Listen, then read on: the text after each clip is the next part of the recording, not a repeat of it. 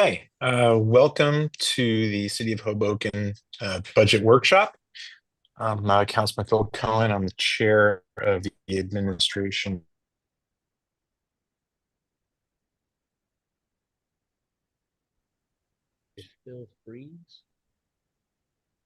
Phil, you froze, and you're not. I don't know if you can hear us. We're scheduled to go from 6 to 9 this evening. We're going to be hearing from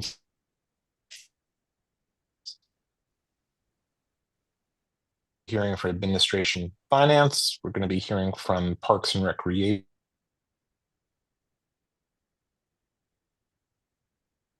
Where we're going to go is we're going to have each you keep freezing, buddy.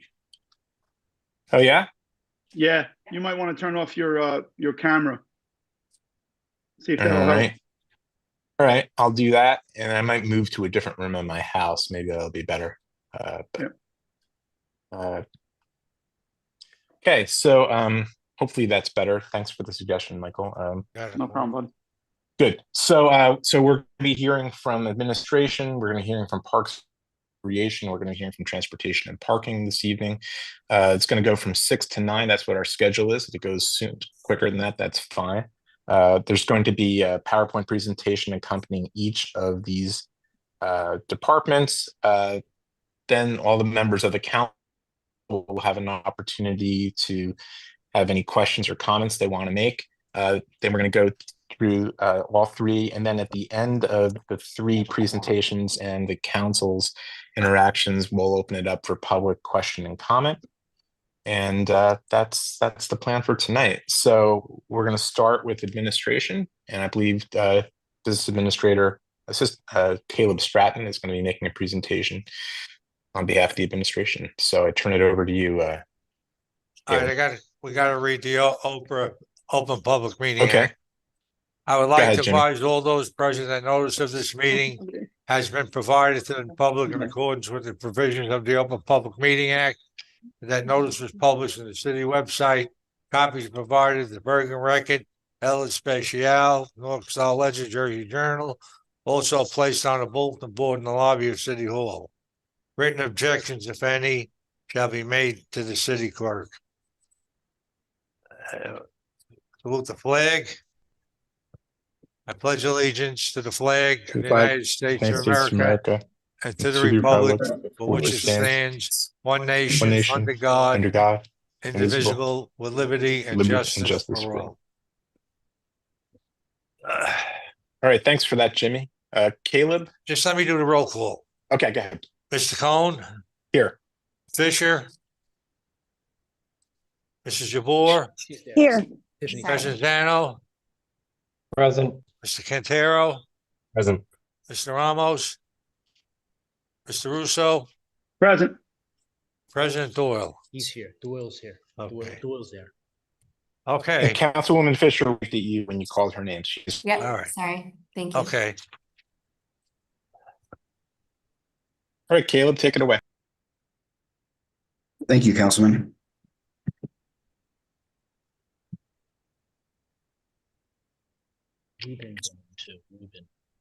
Can you guys all see my screen that I'm sharing right now?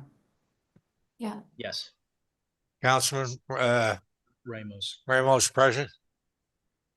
Present. Yeah, we can see you, Caleb. Great. So good evening, council members and community members. I'd like to start the workshop by thanking the council for the comments made during budget introduction. Although it may have been a difficult conversation to begin, it seems like this process is starting from a place of collaboration, where the administration and council may differ in strategies to arrive at areas of common ground. For the purposes of this presentation and for the public, yes, Manny, we do listen to your comments every meeting. Some of these areas where we do find consistency are moderating year-over-year tax burden for residents, expanding the rateable base to distribute service impacts without compromising community character, and sound fiscal management of community resources. During the course of this presentation and those to follow, I would ask the council members wait to ask questions until the end of the presentation, at which time there will be ample time for discussion. The administration has proposed a levy increase of 6.9% or $4.6 million to reflect growing pressures on the budget. The appropriations breakdown that will be covered during the course of budget workshops include both salaries and wages, as well as operating expenses, which you can see year over year have increased 2% and 0% respectively. Major drivers of this year's budget are increases in debt service, health and liability insurance, and pension obligations.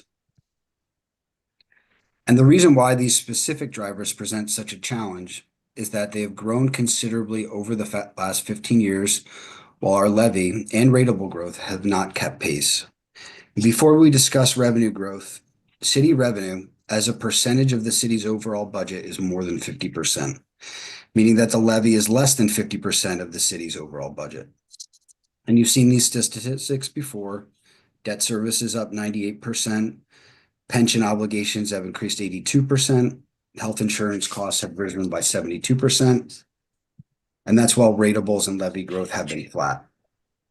So let's discuss where we left the conversation last year with known challenges heading into this year. Our projections were very close, and the levy as introduced does not necessarily address many of these structural challenges. If you can recall, the municipal increase proposed addresses less than half of these existing budget drivers. One of the most significant outcomes of not addressing structural deficiencies in the budget is the reduction in the ability to generate surplus. And for the first time, the city will be using more surplus in the budget than what it generated in years prior. This is represented in this slide as red. This is a knock-on effect of creating a large budget gap as we plan for next year. So let's break down the estimated surplus generated in 2025, projected to be in the range of $6.3 million, which is the result of a decrease in lapsed appropriations, reduction in excess tax collections because we have cut the reserve for uncollected taxes. And in 2024, we had $3.9 million in excess revenue.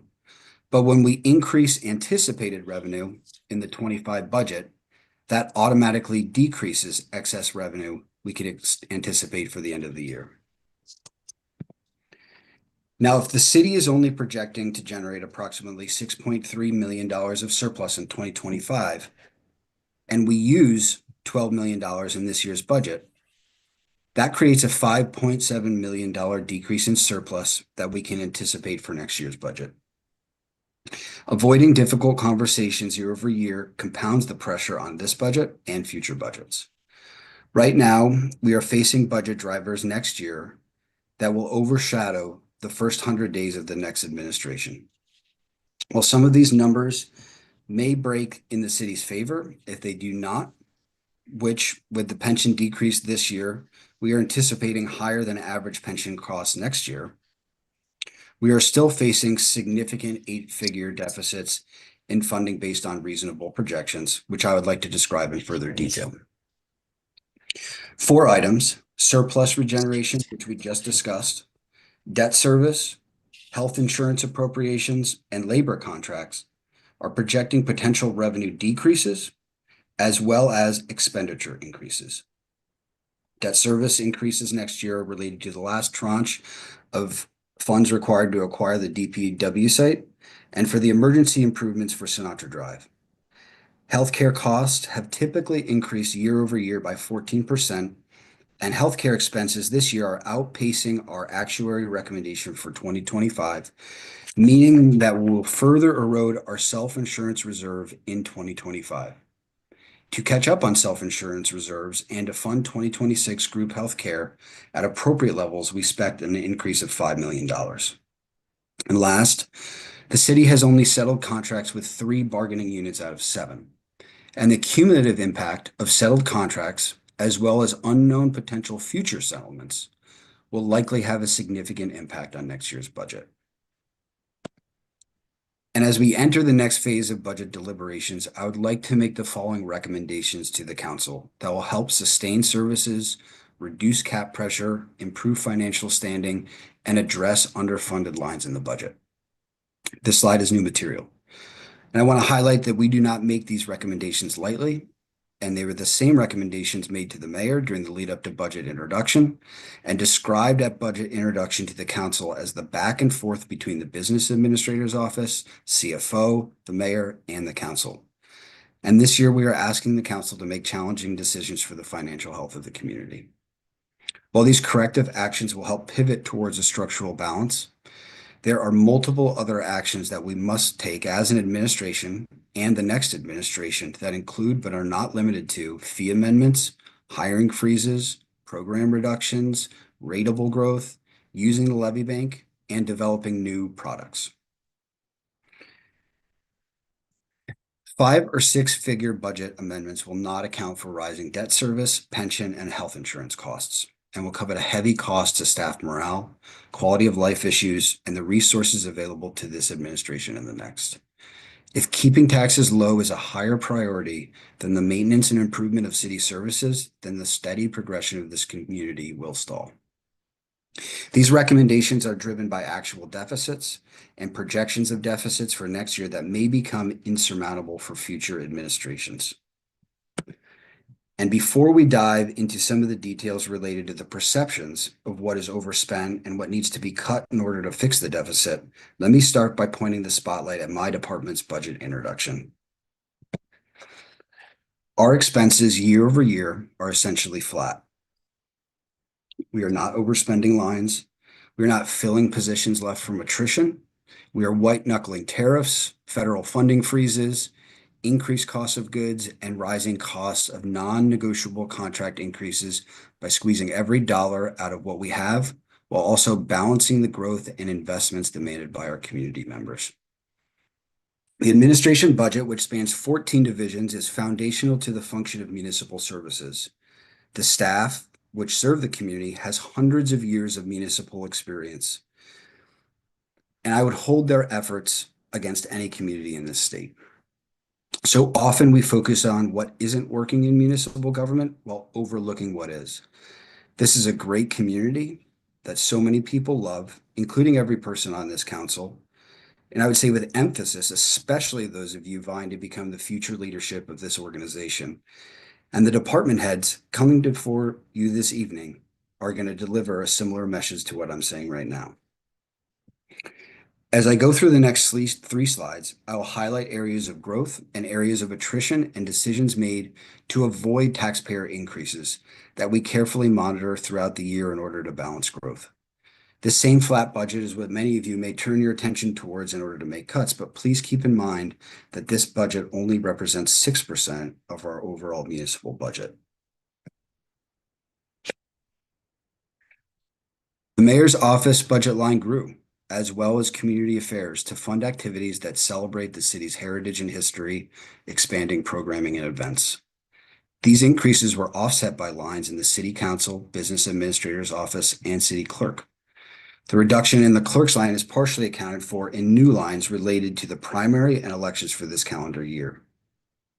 What this slide doesn't show is the needs of our division supervisors and staff members, and to provide just 2 examples, the BA's office did not fill an assistant BA position that recently left. There are 2 of us now doing the work of 3 individuals. The clerk's office staffing has been flat for years, and they process an extraordinary number of demands for Oprah requests that increasingly strain their capacity. There is not a position to fill that void included in this budget.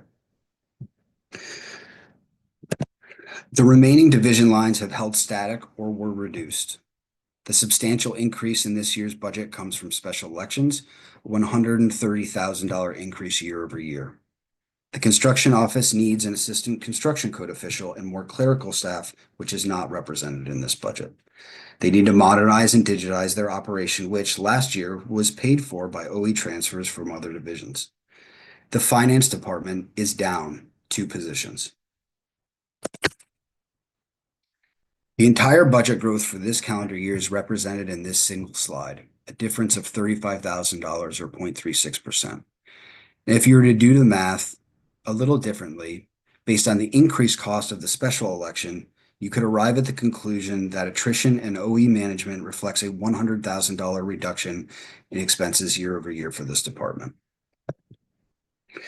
To break these numbers down further, OE for all divisions remains relatively static year over year, except for this special election, and that means that requests, all related to provisions of additional services, were denied. To highlight some of the larger numbers in this spreadsheet, like the tax assessor, business administrator, audit, tax expenses and audit expenses are required, and the business administrator's line represents a backstop for any issues that arise. And I can give you a few examples, but an engineering inspection for construction, something that needs to get mailed for the court, an investment in our grant management process, which yields thousands of dollars for every dollar we invest, or something as simple as buying lunch for staff after a 48-hour shift cleaning up after a hurricane or storm event. Between the court and our construction code, which have high OE and staff expenses, there are also critical functions that serve the development and public safety needs of our community, both of which generate revenue for the city. And one of the key points from this slide is growth in the election line, which reflects the significant obligations and responsibilities of our clerk's office. One of the improvements we have made over time is hiring a full-time public defender and prosecutor, which have led to the highest rates of adjudication and lowest turnover times in all of Hudson County. We've also added an additional attorney and corporation counsel, which is reflected in the minor wage increase, but will have the downstream effect of further reducing special counsel OE for next year. Now, if you look at the distribution of these expenses across divisions and by appropriation types, you'll notice that each service, the Department of Administration, is fractional within the 6% of the overall budget, meaning that any cuts made have a sharp and distinct effect in the services provided to the community. And to emphasize this point, services to the community will be impacted if divisions lose resources. Total department staff is 75 full-time employees with 8 part-time employees, although I'm sure all of you would argue that being on the city council is hardly a part-time job.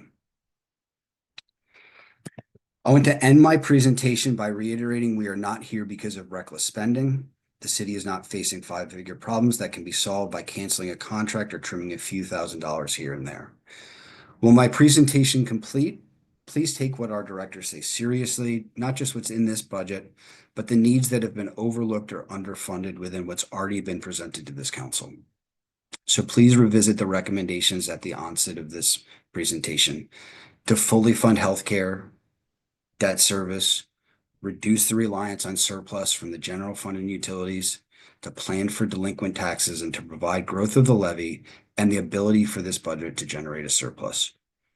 And for the members of the council who take great pride in this city, and for those of you who want to be its next leadership, and members of the public, thank you for your time and attention for what was my first budget workshop, and depending on how the rest of your year goes, may very well be my last. That's all I got. Thanks, Caleb. I appreciate that. Council members, any members of the council have any questions, comments? You can either raise your hand, or Dr. Michael Russo has raised his hand. Councilman? Thanks, Councilman. Yep. So, Director, let's start with some of those recommendations that you talked about, right? I'd like to kind of address this in the way you kind of presented it, so it makes most sense. In those 4 basic, although very important recommendations, were there recommendations to the administration throughout the last 7 years to do things like reduce the number of new hires, or try to change healthcare in a different way where we're not spending as much? Talk about less bonding for our structural deficit to make sure that that's been reduced. Have those recommendations been made? Because I see these 4, but I don't see any of the recommendations that would actually make significant changes to those specific things that would reduce in a reduction in our budget and our tax levy. Sure. I can think of an example for both hiring and healthcare. And this goes back a few years, but I think the majority of you were on the city council. We have implemented hiring freezes in the past. We've attempted to implement layoff plans.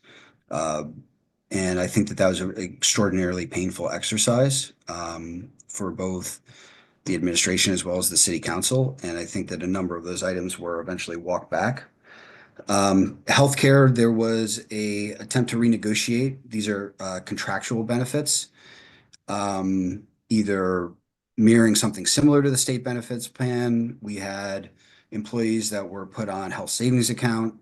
There's a number of different ways to approach this, but at the end of the day, healthcare becomes something that we're contractually obligated to address through the 7 different bargaining units. And as far as bonding goes, I think that we prepare the bonds, we put those in front of the city council. We can prepare and we'll provide that's a request that's been made to my office on our debt forecast. So I've shown you snapshots of that, but I'm happy to provide additional information about the expenses the city has related to financing long-term projects.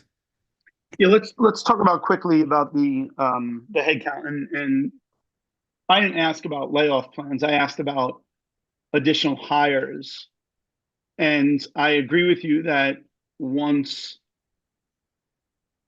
now potentially twice, with the mayor's most recent conversation about stopping any new hires. So in 7 years, potentially 2 hiring freezes. But after those hiring freezes are lifted, there's been significant hires in the city of Hoboken, and there's some in this budget as well. As I was going through all the information that I requested, and I thank you for that. You got a lot of information over to me, and you did that before tonight, so I appreciate it. But there has been increased number of headcount, which in turn increases health costs, which increases pension costs, which increases our salary and wage line items. So there's been significant increases across the board because of those types of hires. And I haven't heard that any of those recommendations, even in those off years of a hiring freeze, that they've been made to the mayor and the administration. Have there been, and I'm just not aware of it, or is it something that wasn't really talked about because we felt like we were on sound footing when it came to our spending and our budget? I can speak to the Department of Administration because that's what I'm most familiar with. Every single year as we develop a budget, there's a back and forth on trying to, like this year, level out the budget so there's a de minimis impact. But there are recommendations made from supervisors. Some are entertained, others are not. And I'll give you an example of recent hires that I think have been well received, which is social workers. So those are new positions that are reflected in this budget, and those provide essential services to the community. And those are weighed against other requests, sometimes not reflected in the budget, which I also went over. I appreciate it. Let's talk about debt service for a second. So what's our total debt service for the year? I am having an actuary run an update. There is a forecast available online, which is our 2024 run. So I feel more comfortable representing that based on the new actuary update. Right. What was the forecast? Over 17 million, if I remember it correctly? That sounds accurate. Right. And could you just explain exactly what goes into debt service? How do we arrive at that number? I can give examples of bonds we've issued in the past, but those are some of them may be roads, some of them Sinatra bulkhead repair, bonding for park projects, bonding for facility improvements. Debt service has to be levied on assets that have, and it depends, but a 5, 10, or 15-year lifespan, sometimes longer. So these are long-term physical assets. Yeah, so there it's a direct function of what we borrow in the form of bonds over time. And that's the yearly bill, so to speak, right? Yeah. Okay. Caleb, did you say an actuary projected debt service? That's probably wrong. Okay. It's bond counsel. Okay. And I've just then been talking to Chris Baldwin too much lately. and it impacts the language that I have close at hand. Director, one last question, and then I'll have my colleagues jump in as they need to. Talk a little bit more about the health in the city of Hoboken and how we're funding that, and what it looks like as far as our self-insurance reserves. What is the total amount that we have in the reserve, and what are we projected year over year for additional reserves? So this was a question that Councilwoman Fisher had asked as well, and immediately following this meeting, I'll be sending out those statistics. I can read portions of them to you. If you don't mind. Our health insurance reserves year over year are declining. From 24 to 25, we lost $1.5 million in reserve. The last 3 years, we've adjusted the appropriations down, $900,000 in 2023, 1.3 in 24, 1.3 this year. And that has what do we have in that reserve? I have what's available as of the end of last year, which was $4.3 million. The rule of thumb is approximately 30% of our overall spend. The introduced line this year for 2025 is $25 million. So if you cut that number in a third, maybe that's $7.5 million. That allows for adverse development. It also allows for expenses incurred but not paid. So if someone has expenses in November or December of the prior year, they get paid out of this year. Adverse development is currently the situation we're in right now, which is we have expenses in 2025 that exceed our actuary recommendation.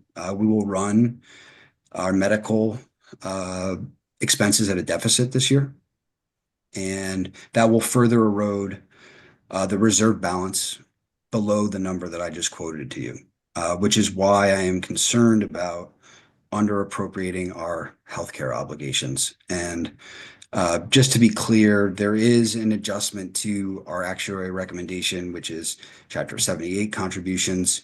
So the appropriation number is not inclusive of that number.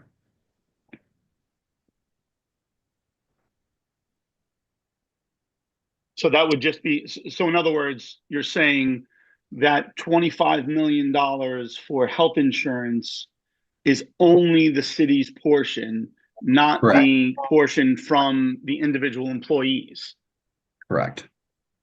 So let's talk just real quickly about our excess carrier for health insurance. So there's a secondary insurance fund for anything that we exceed, depending on the limits that we choose when we choose that carrier.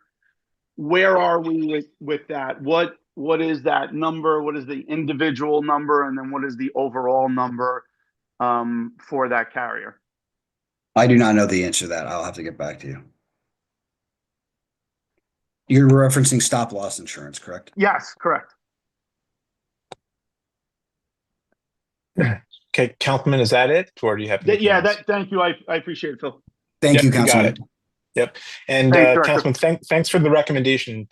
I think my screen is working better now. I've changed location, so Sounds good, thanks. buddy. Yep. Any other council members who would like to have questions? Councilman Fisher, you have your hand up. Yeah. Hey, Caleb, thanks for this. Couple of quick questions. Sure. We went back and forth, and I know you're going to send some additional information. 17 million in debt service. What did that number look like a few years ago? Like, how has that number changed? Because I believe one of the main drivers to where we are is, we've acquired and built a number of things that cost a lot of money. We bonded for all of it, have not expanded our ratables. So our debt service number in particular, I think, has gone up pretty considerably in terms of dollar millions. Do you have a sense of what that is over the last, 5 or 6 years? It's been a steady progression in growth. I'm happy to provide you actuals. I think that to discuss it, but it is definitely higher now than it was in the past. I think if it's really just having a starting point. I almost don't need any of the middle. It's just saying if we're at 17 million now, like what was it in 2018 or 2019 before COVID, right? Because that number, that's all we need is the difference. And then the recommendations that you're making, are they, what are they total? Are you asking us to effectively double the tax rate? It looks like around 7 million. I don't have that slide in front of me, but it looked like it got to 7 or so million, which is actually not even double the tax rate. That would add another 10% to the tax rate. I'm not suggesting that those are all encompassing and cumulative. I'm saying that should the council want to explore addressing some of what we consider to be Mhm. gaps in what we are funding year to year, I'm happy to provide more individual information on those. And they are tiered recommendations. Like if we can chip away at one, great, then two, then three. I think that in the budget introduction presentation, we discussed that the challenges that our budget have right now were not created in one year, and they're Mhm. also not going to be resolved in one year. And I think it's unrealistic to think that we would try to pivot the budget that quickly. I don't think that that's reasonable to ask from this council, nor is it reasonable to ask from taxpayers. I'm simply trying to highlight the areas where we are what I would consider to be under budgeting for expenses that we are going to encumber. Yeah. Thanks. And then the other, we talk about ratables, which I think is, you touched on it very, very quickly in the beginning that our ratables haven't moved that much. One of the things that we went back and forth about prior to this is, I think for the city council's comfort as we think about this year, we think about next year is having at least some sort of back of the envelope idea of what big ratables or what big projects are expected to complete in the next couple of years and an estimate for ratables. And these are back of the envelope. This does not have to be scientific, right? We can come up with a back of the envelope assessment. And like I did it, 6,300 units at an assessed value of, 500, um, $500,000, gives you an additional 3 billion in assessed value. And if our total assessed value right now is 12 billion, that's like a 25% expansion of ratables, right? And that's not happening tomorrow. It's not an exact number, but it's an order of magnitude that is going to, come into play over the next few years that will help absorb, some of these costs. And I'm not suggesting that it means we should cut anything now. I'm just saying like, you know, the reality is our city is rolling forward and certain costs are movable, some costs are not movable. But we also do know that we are going to have an expanded ratable base, that's already approved and in the pipeline, a pretty meaningful one. And typically, if we were in another town, you'd have additional municipal services required to support them, and we'll have that. But, we have a finite amount of land, right? We can't build 7 new parks and 7 new playgrounds that will cost us another 200 million. We just literally don't have that space, right? So we're really talking about an expansion of ratables that is going to use our existing municipal services and maybe with some modest expansion, which just means that the benefit is going to be to absorb some of these tax increases in the next couple of years. So that's a two-part Yeah. question. Yeah. Can we develop an asset inventory to reasonably project the value and the timing of these resources coming online? And then a question, do we have a strategy to incorporate that into how we budget and finance city services? Yeah, I think the first one is just back of the envelope and just the big projects. We don't need to know every small development in the city, but just kind of an order of magnitude when the big projects are expected to come online because those will move the needle, the most. And then the second part, I think, is not something at all for this conversation, this moment, but it's definitely something for, the next year or so to really think about. Absolutely. Okay, thanks. Thank you, Councilwoman. Mhm. Great questions and comments. Any other colleagues of the council would like to?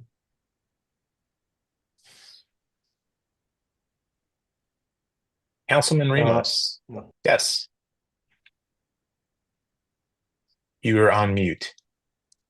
Thank you. Sorry about that. I just want to talk about the ratables. Like, I don't want to repeat what I said. So again, it's like a little background with the ratables, just for the members of the public. And as we go forward with this process, when we talk about ratables, I don't know how Mr. Stratton could give like out dates when we look at like Western Edge.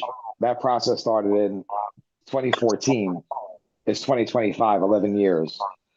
New Jersey Transit, which is we refer to as LCOR, started in 2007. It's 2025. North End Redevelopment Zone started in 2014. It's 2025. You know, Western Edge, or not Western Edge, Southwest Redevelopment Zone started in 2017, 2018. It's 2025. So we've and those Newman Leather started in 2008. It's 2025.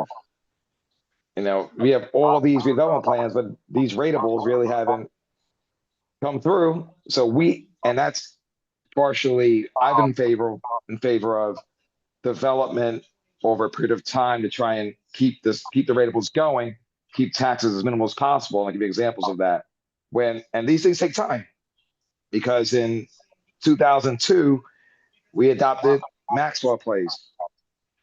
In 2003 we adopted the T building redevelopment plan there, and those took a number of years to come online. We approved it then.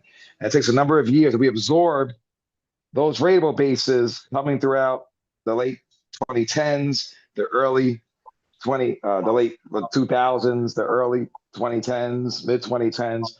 All those projects came online, so we were able to keep taxes flat to minimal during that time period. So, you know, I guess, Kayla, I'm just trying to help you out.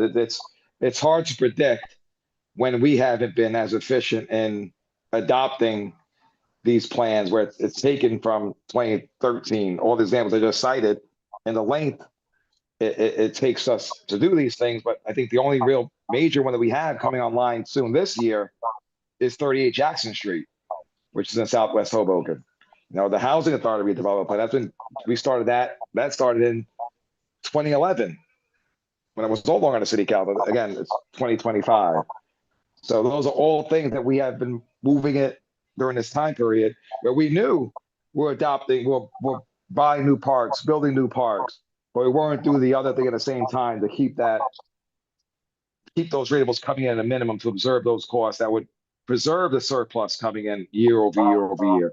So I just want to make those couple of points as we go through those processes, and in the future, how we need to be a little more efficient when we talk about development and creating those ratables for the city of Hoboken. So I appreciate the time. Thank you, Vice President, Council President. Thank you, Council. Thank you, Councilman. Councilman Presenzano. Yep. Thank you, Councilman Cohen. I'm going to take a little different question here. It seems that we tend to get ourselves in a little bit more of inflicted damage with lawsuits and getting sued for no reason when we could have stopped ourselves. Going forward, I know there are a couple things that potentially could come through the pipeline. And I know some are covered by the GIF, some aren't. However, have we made any predictions or ideas for a rainy day fund to handle these types of events? We just narrowly avoided one when I first joined the council with the Western Edge, which could have been $100 million plus, potentially the city paying for. I'm concerned, while I know the administration, it's an outgoing administration, but I'm wondering how many little time bombs are sitting inside City Hall that we don't know about, and that could potentially have massive impacts on our budget or the monies that we have available. Is there any kind of clarity on that? I thought you were going to bring up the federal lawsuit that we found ourselves in today. I was prepared to answer that question, not this other one. I a little bit defer to Brian Aloya on this Yeah. one to talk about because you're asking questions about ongoing litigation. But I don't know if you want to give any color to that, but then I can answer your financial question, Councilman. And we don't need to say this to Mr. Aloya, but obviously the extent anything is privileged and confidential, you obviously can't share it in a public workshop like this, but you probably already knew that. But yeah, I'll just thank you very much leave for that comment. reminding me. Yep. That it's always nice to think. But over the years, since I've been corporation counsel, when I first got here for the first couple of years, we actually brought corporation counsel's office, the budget down to where it is about now. I mean, I talk about the budget, I talk about the outside legal counsel. And since then it's maintained and it's around that $900,000 mark. So it's been very consistent, notwithstanding, I'll call surprises, like the surprise you got today with the federal government. And surprises where sometimes the council or the administration or someone will take on, I'll call it a cause that we choose to take on ourselves. And then just sometimes you find yourself in litigation because you want to accomplish something and somebody else has a different idea. But as far as time bombs, I'm not aware of any time bombs. There's always special treats like we got today. But I'm relatively comfortable saying that it's been a very consistent. So we're prepared for surprises in the budget, as we've always been, and that's the best I can say. But there are no surprises down the road that we know of, or something set up or teed up. I'm sure we're not aware of every lawsuit. Obviously, they're all kind of surprise, right? Like somebody gets mad or somebody thinks their rights were violated or what have you. But as you indicated, we have JIF. We have, the JIF also has secondary insurance on top of that. And some things aren't covered by the JIF, and that's where my budget comes in. But, over the course of the 10 years approximately that I've been here, that's always been adequate. So I assume that it's going to be adequate again because that's what we work with. And just to speak more directly to your question, our liability insurance increased by about 25% year over year. Which I think is maybe the second or third slide with we had healthcare and then general liability expenses. Was there a contributing factor? Was it just general? I know all insurances seem to be going up, but was there anything like we had excessive numbers of lawsuits and that contributed to it, or was it just the general insurance prices are going up? There was nothing directly or indirectly that I'm aware of that contributed to that, other than we put it out. There's more than just the Garden State Municipal Joint Insurance Fund. We solicited through request for proposals the most competitive quote. Our JIF was the most competitive and most comprehensive. And that's how we arrived in the Garden State Municipal Joint Insurance Fund. Got it. Councilman Provenzano, do you have any other questions or comments, or is that okay? Shaking your head, no, you're good. Councilman Quintero. Yep, you're up, Councilman Quintero. Thank you, Council Vice President. Director Stratton, I think there's a lot of good points about ratables coming online and the length of time that it takes for them to come online. I don't think that length of time is unique to Hoboken, personally. We see this around the country anytime, especially in kind of more liberal areas where we live, where if you're looking to build, it takes 15 years. Some people see that as a virtue. I personally see it as a flaw and would like to speed that up so that we can get some of these things done, like ratables online, like housing online, to reduce the burden or to improve our housing stock, and that'll help with affordable housing generally. But with that being said, I think my understanding is that the vast majority of what goes into our budget are things that are not discretionary, things that we need, salaries and wages in particular, with respect to our public safety teams. No one will argue that we need those things. Funding pensions, for example, healthcare costs that are just rising out of our control because these are national trends or just trends in an economy that is based in 2025 versus 2012. With that being said, we're also looking at, there's a lot of discussions about bonding and that debt service, but again, thinking about the bonding that we've done, in my experience, most of it, not all of it, most of it has been for projects that, again, we need. fixing infrastructure, water mains, sewer systems that are antiquated that frankly should have been addressed a long time ago, but are being addressed recently. Parks that we all like but serve dual purposes, such as significant mitigation of flooding, which again are a public benefit. So I would argue that a lot of those things are necessary and things that we couldn't wait for. So in an environment where we know it's going to take a long time for these ratables to come up. I think one of the prudent things to do is look at the other end of the income stream, or the two other ends, which is our, fees, whether it be through, parking fees or permit fees, but then most notably the tax levy. So my question for you is, in your experience over the past 8 years, and if you don't know, I'm happy to take the answer later, but uh, in most instances, in my time, the levy that's been introduced by the administration versus the levy that's been adopted by the council, has it generally been reduced? So, for example, I remember last year we started off with like a 7% proposed levy or something, and we reduced it down to 3 and change, right? So had we, one, I'm curious to know is, are we always reducing it? So, if some of us are playing hindsight being 2020, had we not reduced that amount over the past 8 years, year over year, generally, would we be in a better position today with respect to what levy we need to look at and what kind of draconian measures we need to take? So I won't ask you to do color commentary on that last piece, but do we generally, over the past 8 years, approve a budget levy, a tax levy that is lower than what is originally proposed by the administration? Yes, and I'm happy to be corrected if I'm wrong about that, but the cadence is usually we introduce a budget and the council reduces certain elements of it. And I think that the average over the last 8 years has been about 2% per year. If you go between being high or low, it's a give and take between the administration and the council. And I think in this case and in this budget, we're asking for quite a lot from the council. So I appreciate your comments. And I know that you're all in a challenging position.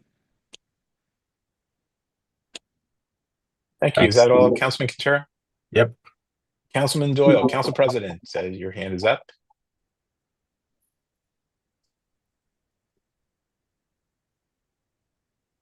Councilman Doyle, we cannot hear you, even though you're unmuted. I don't know why. Now we can. Yeah. Much better. Now you can?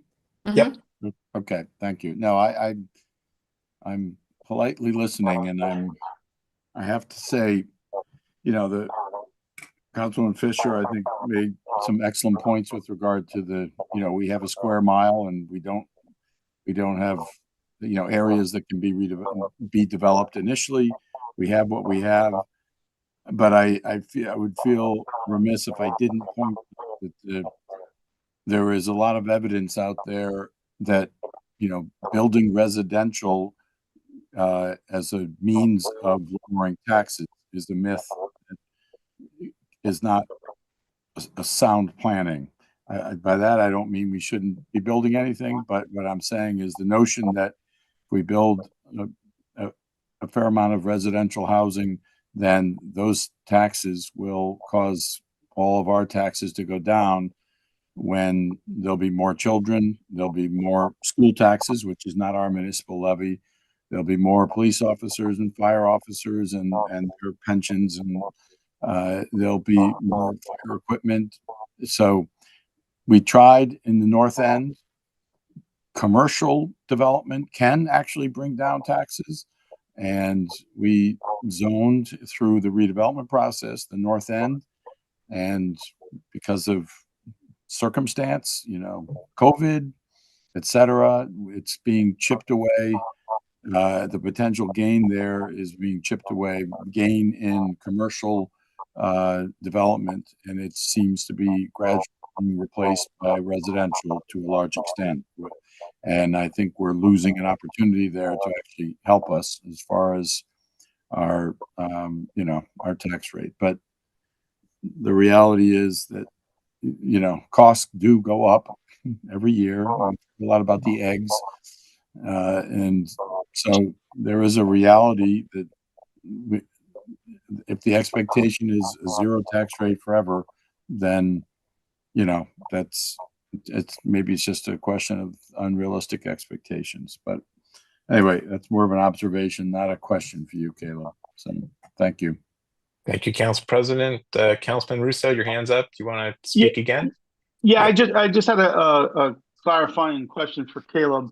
I may have misheard, but when we were talking about when Councilman Quintero was asking you a question, you were referring to the differential of what was introduced by the administration to what was passed by the council. You weren't talking about a reduction in taxes overall year over year, correct?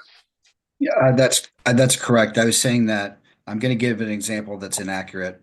If the administration introduced a budget at 8%, the council may adopt a budget at a 5% increase. It was just generally, and I said, please correct me if I'm wrong. There hasn't been an instance that I'm aware of where the council has increased the levy rate above what was introduced.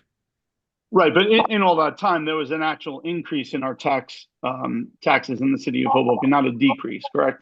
That's correct. Thank you. And that was the question that I asked, so we're consistent. Yeah, I may have misheard it.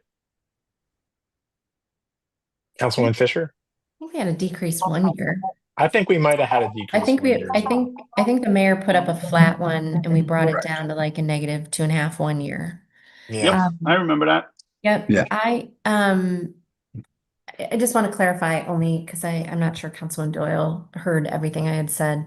100% we have increased costs when we add residential, and I have been probably one of the biggest proponents along with Jen and Jim to try and get as much commercial as possible. And it's been disappointing to see us just favor the interests of existing developers that only want to build residential because it's low risk, high return. My point was a slightly different one, which is if we were in a suburb and you were to expand the population 20%, which we're about to do, you would build new parks, you would just build a lot more physical things that cost a lot of money. And we don't have the ability to do that. We've already kind of built those parks. We kind of, all of the open space that we've invested in really was for the future population. They just haven't been here yet to absorb some of those costs. So yes, we'll definitely have increased costs for additional firefighters, additional, police officers, but we've already built all the parks for all of those additional 20% of our population. And we probably won't have enough for them. And we're just gonna have to make do because we just don't have any more space in Hoboken to grow those types of costly amenities. So I just wanted to clarify that. Yeah, and I wasn't reacting to you, Tiffany. Yeah. I was agreeing with you and reacting to others, but for the record. That's why it's really important, everyone, that no matter what, the first building for Elcor, not the first one, the second one, the main one that sits at the terminal, needs to be commercial. I know that's their plan, but whoever's going to be mayor, whatever we're going to do, we can't change that plan. We have to keep it commercial. Okay.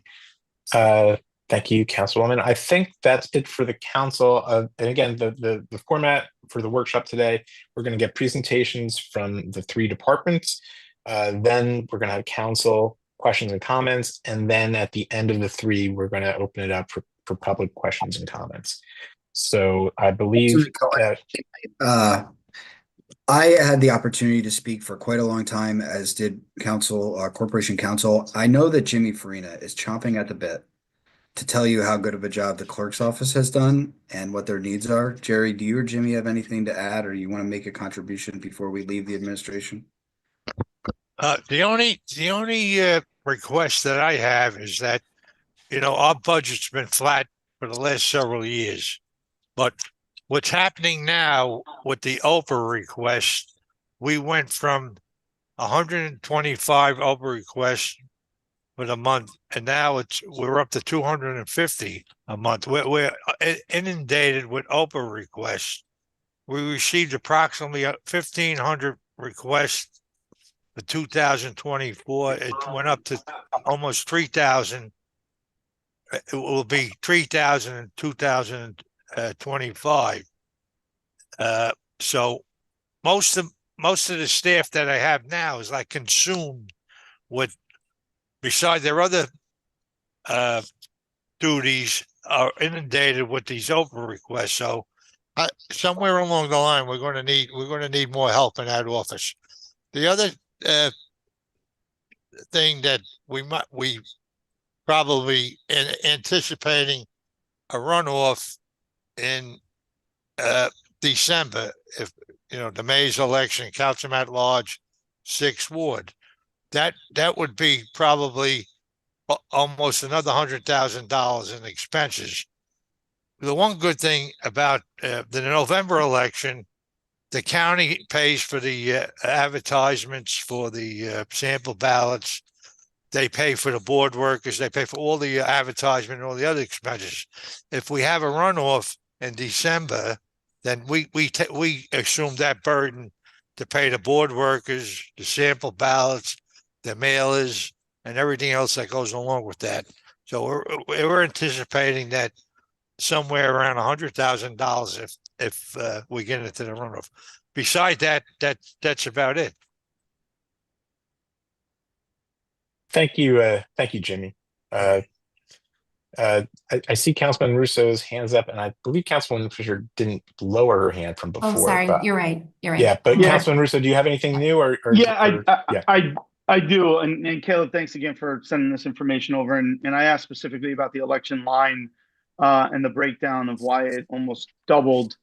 And in that breakdown that you sent me, Caleb, you have the primary elections at $67,000. Is it my understanding that the county and the state is not paying for those elections? No, what happens is that because we have the local Democrats and Republicans running in the primary, the responsibility for the sample ballots is for the payment of the sample ballots is ours. So that Understood. Okay. Yep. Thank you very much. Thanks for the clarification, Jim. All right. Well, thank you, Jimmy. And I think, Caleb, if that's okay with you, thank you for your administration and finance presentation. Very helpful. And you're going to stick around for public comment at the end, which I appreciate. Yes, okay, which gets us to Parks and Recreation. Director Aviles, welcome. You are on mute. Yep. Good. Trying to get set up here. There we go. Great. So the floor is yours.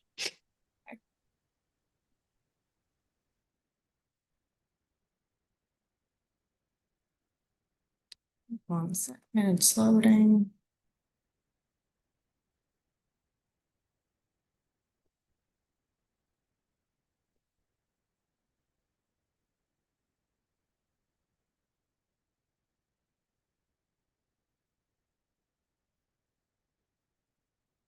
All right, can you all see my screen here?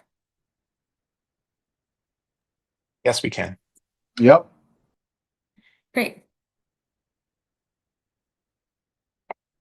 Good evening, council members and members of the public. Tonight, I will be presenting the 2025 proposed budget for the Department of Parks, Recreation, and Public Works.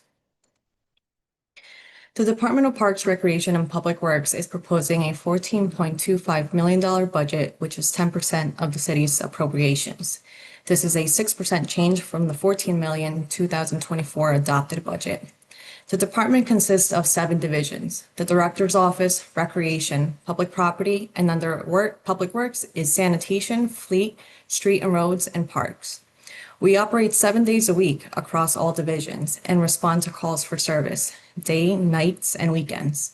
Over the past year, we have increased our recreation participation by 112% despite staffing constraints. Our Public Work division has also been asked to do more with less. There are several drivers that contribute to the 6% change. Those drivers are the year 2 hauling contract in the amount of $3,744,000, increased plumbing and electrical expenses for our public properties, the landscape maintenance contract in the amount of $92,785, and an increase in general maintenance costs. We maintain funding in the street and roads account in the event of a bad winter and for preventative maintenance of our aging snow removal equipment. We have several pieces of equipment that are at least 10 years old and near their end of use of life. These are key pieces of equipment that we use for snow removal. Here's a year-over-year change for each division. As I explained last year, failure to adequately fund our facilities will result in a higher spending that I consider to be band-aids. Our firehouses are in dire need of full renovations. These include structural upgrades, historical window repairs, HVAC improvements, and more. Police headquarters maxed out their space capacity last year. We recently renewed their lease agreement for the mobile office trailer for just about $30,000 to accommodate the staff that was displaced when the women's locker room was expanded. While we do conduct preventative maintenance on our generators and HVAC systems, it does not guarantee that these systems will run without any problems. The Multi-Service Center and the Damon Murray Gym have both seen an increase in sewer backups due to improper uses that cannot be avoided and an aging facility that is no longer capable of handling the high volume of usage 7 days a week. Year to date, we have spent nearly $17,000 in plumbing repairs at both gyms and about $54,000 in other facilities, for a total of $71,000 year to date. In 2024, that number was $139,000 in plumbing-related repairs across the public facilities. If we do not plan to invest in new, up-to-date facilities made to serve our growing needs, we will continue to spend money on repairs, and operating expenses will continue to increase year over year. Aside from landscape care, our parks require annual splash pad repairs, playground equipment repairs, turf maintenance, and more. The city maintains 13 city parks and playgrounds and 7 dog runs. Last year, we budgeted $313,000 in parks OE. This year, that number is $497,500. Recreation saw a total of 7,868 participants across 21 sports in 2024. 97% were residents, 3% were non-residents. To say that the Recreation Division does not prioritize its residents is simply untrue. The average registration fee was $40 for residents and $65 for non-residents, but the average cost per participant was also $65, meaning we barely break even to cover program costs in some sports. In 2024, we increased the participation fee in several of our programs within the current fee ordinance. Some of these programs are now at their max, meaning there is no more room for an increase for the foreseeable future, unless there is an amendment to the current ordinance. We also covered the total registration fee for all participants on free and reduced lunch. An analysis of all the sports in 2024 showed that the two most costly sports per participant were football and cheerleading. Cheerleading was $665 per participant and football was $332. Overall, our increases are minimal compared to what they should be in order to staff and operate a department that directly provides recreational programming and quality of life services. I want to acknowledge the incredible work the public works staff does on a day-to-day basis and the time and effort recreation pours into this division to provide youth and adult programs for our community. I can guarantee that you will not find an urban city of this population size that has one of the most popular waterfronts in better condition than ours. Just last weekend, the Arts and Music Fest attracted several thousand of people, and within 2 hours, all of Washington Street was cleaned up. For a while, the Division of Recreation only had 3 full-time employees. This is a prime example of improper staffing in prior years. Now, as programs grow annually, we rely on the help of seasonal employees, which contribute to 24% of the recreation salary and wages. If the goal is to run more programs in-house, expand our programming to other vulnerable teenage populations, and expand our special needs programs, it will require additional staff to manage such programs. We estimate an average of $255,000 per month for our tipping fees, which would be about $3 million for the year under the sanitation contractual services. We also provide community compost program, which has been a huge success since it was implemented. However, their contract also had a 3.2 increase this year. As many of you are aware, the wear and tear on those compost sheds has become so extensive, we had to remove one site from Columbus Park. Despite a $35,000 reduction in the sanitation line, we still will look to replace those compost sheds.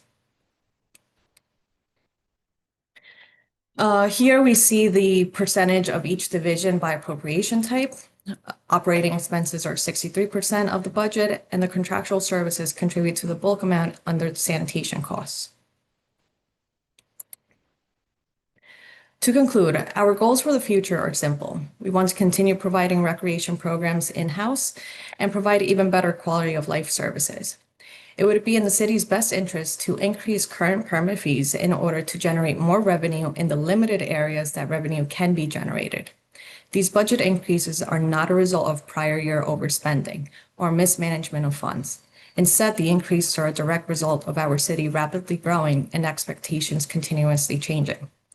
I want to thank all of you for your time and the members of the public watching online. I'd be happy to take any questions at the end of the presentations. Thank you, Director Aviles. And I did get people who use the composting bin in Columbus Park saying, "Where'd it go? Where'd it go?" because they used it so regularly, and I understand that it is being replaced. So thanks for that. Any council colleagues have questions, comments for Director Aviles? Councilwoman Fisher.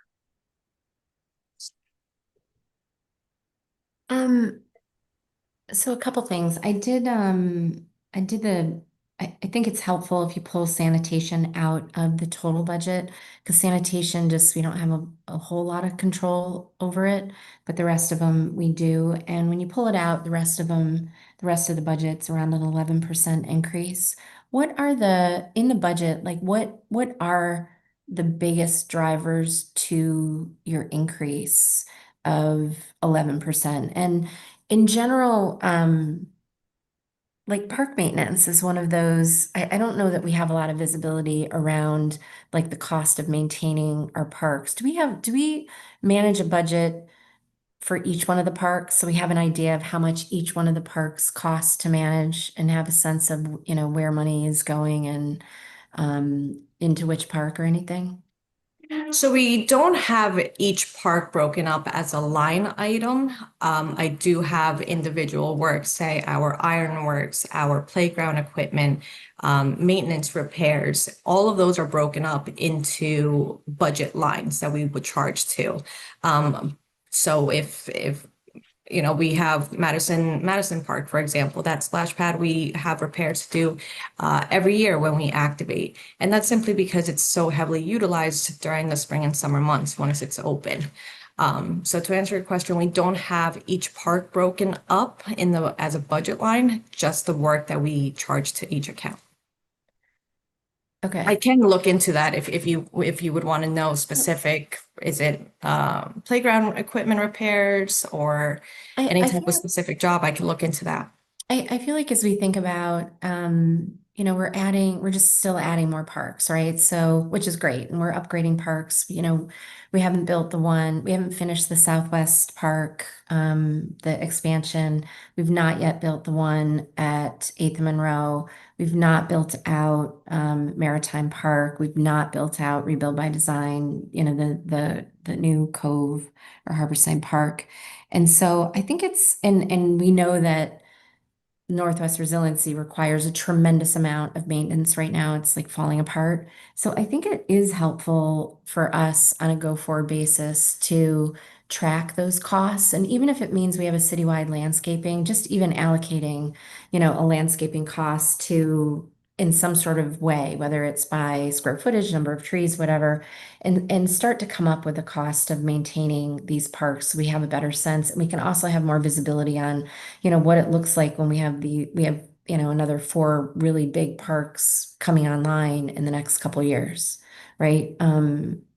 So I think we should be able to do that. We should be able to project that. And then recreation, I just still have, at some point, it'd be helpful to have, you guys have done recreation summaries before where it's a nice little summary that says how many kids are in each one of the programs. And I think that would be useful to get that summary again so we can take a look more closely. Because, for example, this year we got a lot of complaints for kids that, like boys that couldn't get, I only got it for boys and maybe it's boys and girls, but that, got shut out of like the youth basketball program, right? And, having a sense of, do we have a restriction on how many, recreation programs each person can participate, each family can participate, or each child can participate in? Do we not allow, kids from outside of Hoboken to participate in these and always prioritize our own? Like, I feel like those are some of the things that it would be helpful as we think about how we want to, if and how we want to expand our recreation programs and how we use our field space. So. We do have a recreation summary already prepared, so I can share that. Awesome. Great. Okay. Is that all, Councilwoman? Yeah, thanks. Okay, great. Councilman Russo. Thank you, Councilman. Director, you made a couple of comments I just want to clear up. There was one particularly about the plumbing issues that we have at our gyms, multi-service center and the Dame Murray gym. You said you attributed the issues to aging infrastructure in those gyms. Were you specifically talking about the multi-center and not the Dame Murray gym, or did that pertain to both? No, I apologize. Specifically to the multi-service center. Okay, all right, I appreciate that. And who is our staff member who is a trained plumber? We don't have a trained plumber. That is a reason why our expenses I had to increase them, is because we have to contract out for plumbing repairs. How many years now have we been having the issue of plumbing throughout the city of Hoboken, to your knowledge? As far as I know, in the 2 years that I've been in this position, this has been a reoccurring issue. Yeah, and I would venture to say it's been a recurring issue even before you've been in the role.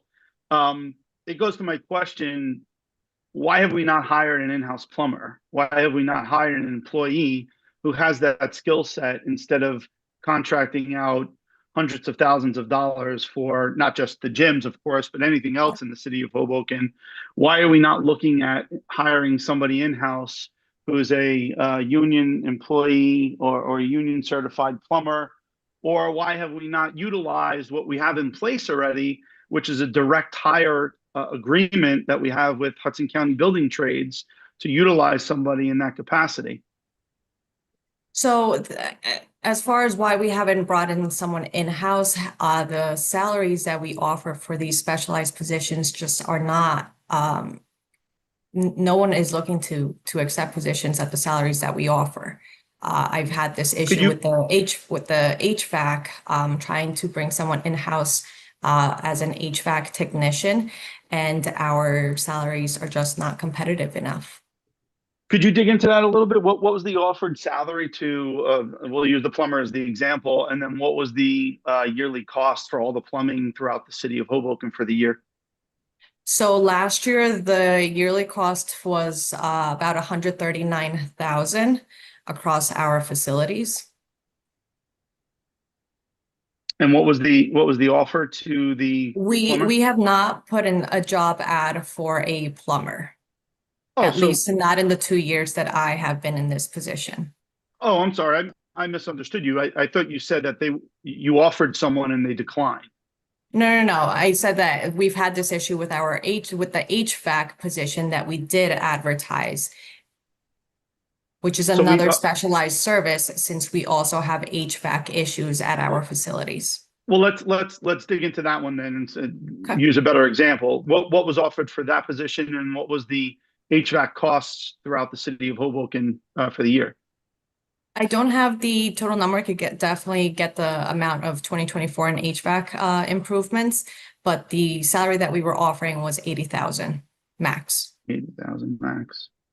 And then if you could just shoot me an email with the total cost for any HVAC repairs, I would appreciate it. Let's talk about seasonal employees. You made the comment that this year we're utilizing seasonal employees, but it's my understanding over decades in the city of Hoboken, we've been using seasonal employees for our recreation program. That's correct. So why would that attribute to an increase for our recreation department? If we've been using them historically, did we increase salaries? Did we increase headcount? Well, yes. So recently, the Hoboken Little League contract, the MOU that was approved by council, did increase those rates for those positions, umpire, scorekeepers, etc. So that did put an increase to those positions. Also with we pay based on the salary ordinance for those temporary seasonal positions. But it is a high turnover, and as our programs grow, we do need to add more temporary employees. So we've increased both rates and employees then. Yes. And what was the if you know offhand, what was the increase in the rate? Which hourly rate? For the seasonal employees? That was an hourly increase, correct? There's different rates for each position. Rather than try to go through all of them, could you send me those again? Just so I have them at the top of my list. I appreciate it. And then, and while you're doing that, just send me the number of employees that we increased as well. What it was last year to what it was this year. Sure. And then the other question I had when it came to recreation, when you send out that that breakdown of each of the sports that we have, and then any non-sport related recreation as well, can you also include the redundancies that we have in the city of Hoboken? For example, we have our youth football program, and then this year I know the school system is looking to do a middle school football program, whether it's a soccer program that we run as a rec program versus outsourced soccer programs in the city of Hoboken. So could you just break down what those redundancies are and then what the priority is as far as field space is concerned for each of them? So I can answer on the priority for the field space. The recreation programs come first.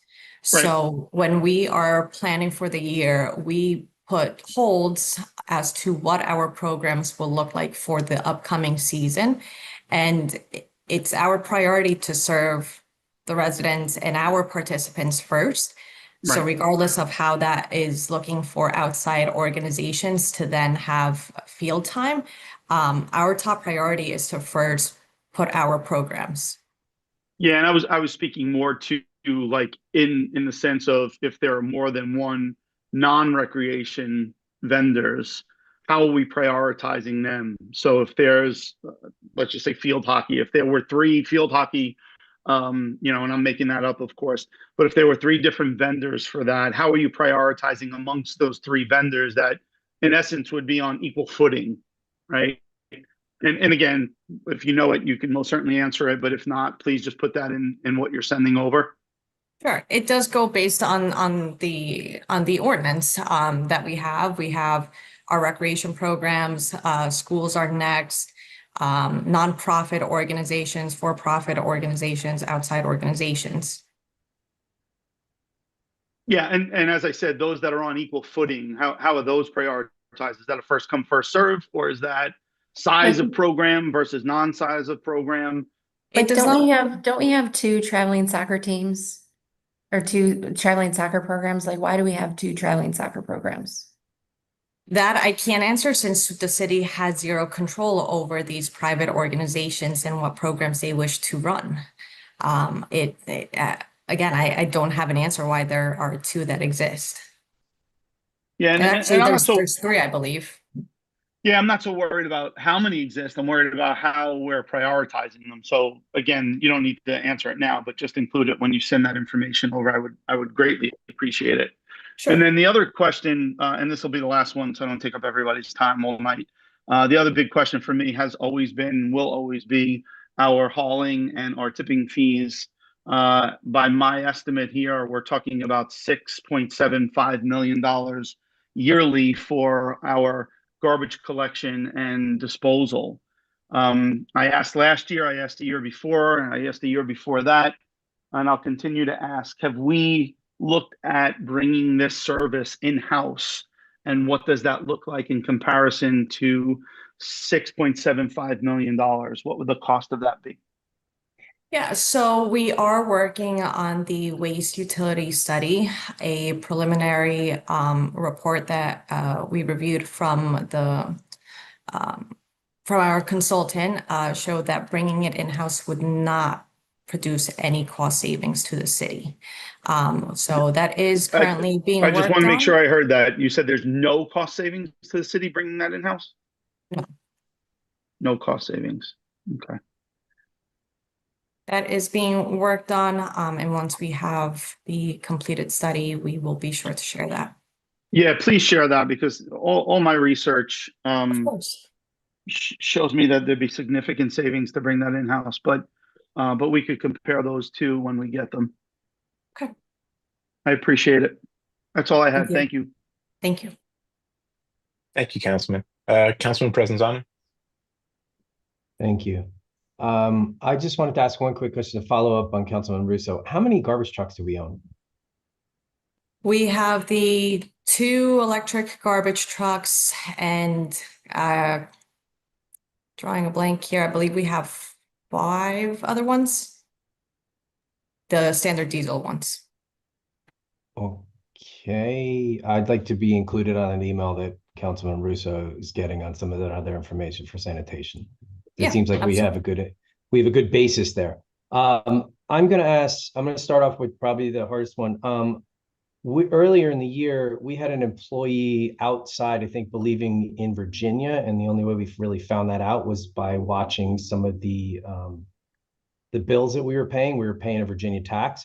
Is that employee? We were told that employee was moving to our town or our area. Is that happened, or are they still located outside of the outside of Jersey? That employee still is not yet living in New Jersey. He is still within the time frame to finalize his residency. Okay. What does that mean? Yeah. What's the time frame? The guy running our rec programs does not live in Hoboken. So what's the time frame to change that? That's ridiculous. A year. Also, if I could just add that it's a part-time position that does not require being here. I actually think that having this employee has been a tremendous help to our division because it has taken away that pressure of this person is handling the permits. And the permits are incredibly time-consuming season over season. And this person is able to dedicate the time to communicate with applicants, be able to move the calendar and play around with it so that it works for everyone. Okay. I'm sorry, Councilman. I don't think the qualifications of the employer what's in question there. I think at the end of the day, there's a concern, at least from my perspective. I don't want to speak for anybody else, but from my perspective, I'm sure there's a qualified candidate in the city of Hoboken who is willing to do that same work and probably has the same skill set as that individual employee. We've extended now, I think, beyond a year for them to move into the city of Hoboken. I think they've been on the city's payroll for quite longer than a year, if I remember correctly. Councilman, I'm a little concerned that we're veering off into personnel matters. And I don't know if Corporation Counsel any thoughts about this, but I mean, I think we may be going beyond the budgetary questions into personnel issues. I don't know. Understood. Corporation Counsel. So yeah, you understand, but you're going off from the budget, but so far the employee has not been identified. So you can speak in general terms as to whether or not you want people to live in Hoboken. Okay. Councilor Russo, I'm going to take back over, right? Yes, that's fine, Councilman. Director, if you assume that there was an 8-hour day of recreation, let's say overall, and this might be paralleling Councilman Russo's question, if you had to put on a percentage of, let's say we just had all our fields, it was an 8-hour day, how much would be going towards city-run programs and how much is outside programs, whether nonprofit or profit? So we have to keep in mind that our youth programs, other than during the summer months, don't start and cannot start until school is out because that is the population that we serve. And so we're looking at somewhere between 3 p.m. is when our programs typically start in, fall, excluding summer when we do have day activities, until about 9 o'clock, 10 o'clock when we close our parks. And no, but what would you say in those 6 hour time frame? Would it be 70% rec activities that we run, or would it be 50-50 between profit, nonprofit? I'm just trying to see the breakdown of our field usage. No, it's majority of our recreation programs. Keep in mind that some fields can only serve specific sports. I can definitely provide you with a more detailed plan in an email offline, just of a breakdown of our parks and what programs can go where. Okay, thank you. And then I'm going to parallel off a question. I know that this is something that Councilman Ramos and myself have tried to work with the HBOE and Dr. Johnson, the superintendent, that we were looking at a summer rec program. Now, that said, in those talks, the school district seems as if they would be willing to offer facilities to us. So that would be potentially allowing us to have open field space for different types of, for example, if we use their football field and there's a baseball on there, or we use a gym, it might open up other fields, for example, for adult softball on let's say Mama Johnson Field, or at other parks. It might open up the gym for more pickleball for seniors. I don't know. Has there been any conversation to do that, to potentially increase some revenue to offset some of the other services that we're offering, that by us getting more space, it allows us to offer more? Has there been anything to do that, to kind of increase services at no real cost to residents? Yeah, so I believe that I provided you with this update a couple months ago when you had met with Dr. Johnson, and then myself and BA Stratton also met with Dr. Johnson to talk about how this partnership would work. It was specifically discussed about the summer camp that the schools run. So my understanding is that during the school year, their facilities are occupied or they have other uses for them in the evening or night times. But if we're looking specifically for that summer camp discussion, yes, we both agreed that this is something that could not happen for this year because they had already finalized their summer camp plans. But potentially for next year, it is something that we can look into and see how we can create a partnership where we utilize those Board of Ed facilities and we're able to have programs there, which opens up other facilities of ours for other programming. Okay, and one last question. Fees that we charge for field usage to many of these outside rec services, have we amended them to levels? Because it's interesting to me that we have a lot of outside programs that come here and they seem to be pretty successful. And I don't know if that's because of the price they're charging or that we're not charging enough for use of facilities. Is that something that we visit every year to reprice essentially? Or is this just something where we've kind of been stagnant? It's $100 an hour or whatever it may be. It has not been revisited since last year, I believe. And the only discussions that have been brought up by the council is to actually waive the fees for nonprofit organizations, which would greatly impact any sort of revenue we generate from that. So I would encourage the council to revisit those fees and potentially create an increase because, as we were saying, there's a lot of outside organizations that come in and want to use our field uses.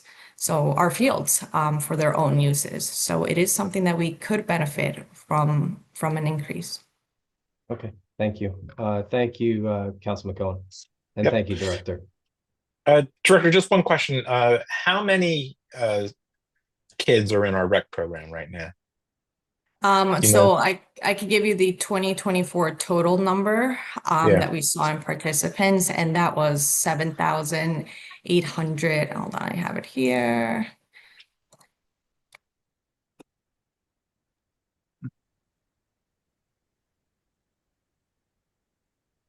7,868 was the participants across 21 sports in 2024. And what And that is was- the trend? Excuse me, Councilman. And Yeah, what sure. has the trend been with respect to enrollment in the rec program? It says 7,800 and change this past year. Yeah, we continue to see an increase year over year. We have a wait list for just about all of our programs. You see registration goes in a matter of minutes when we open up. Specifically, that's the case in tennis that can only take on a specific number of participants per session. And it is such a popular in-demand sport. So we are seeing an increase every single year. And I think we have new programs as well. I think golf came online last year as well. Golf was, I believe, 3 years ago. Oh, 3 years ago. Yeah, ultimately we did not continue that program. Okay. But yes, we've expanded with the adult pickleball, and we just signed the contract with the New Jersey Devils to bring on ball hockey. So those are programs the ball hockey is going to come online this year. Okay. Councilman Quintero, you've got your hand up. You haven't had a chance. Go ahead. Yeah, thank you. And thank you, Director. First, I just wanted to say I recognize the hard work that you and your division accomplishes with finite resources. Not only the Department of Public Works keeping our city as clean as possible and dry generally after rainstorms, washing everything down.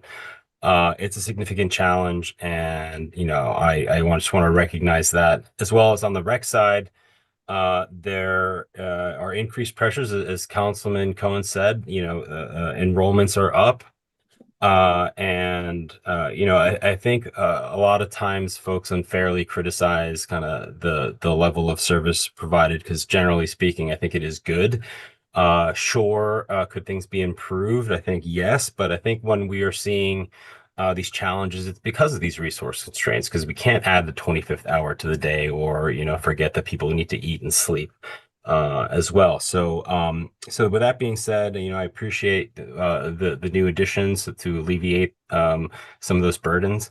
But again, we always have to think about how we're going to pay for these things. You mentioned we're basically flat with the amount of revenue that we're getting in from the rec program specifically. You reminded me that I think we did try to update some of our fees for events, and I was part of the crew who agreed and was pushing for rolling some of those back.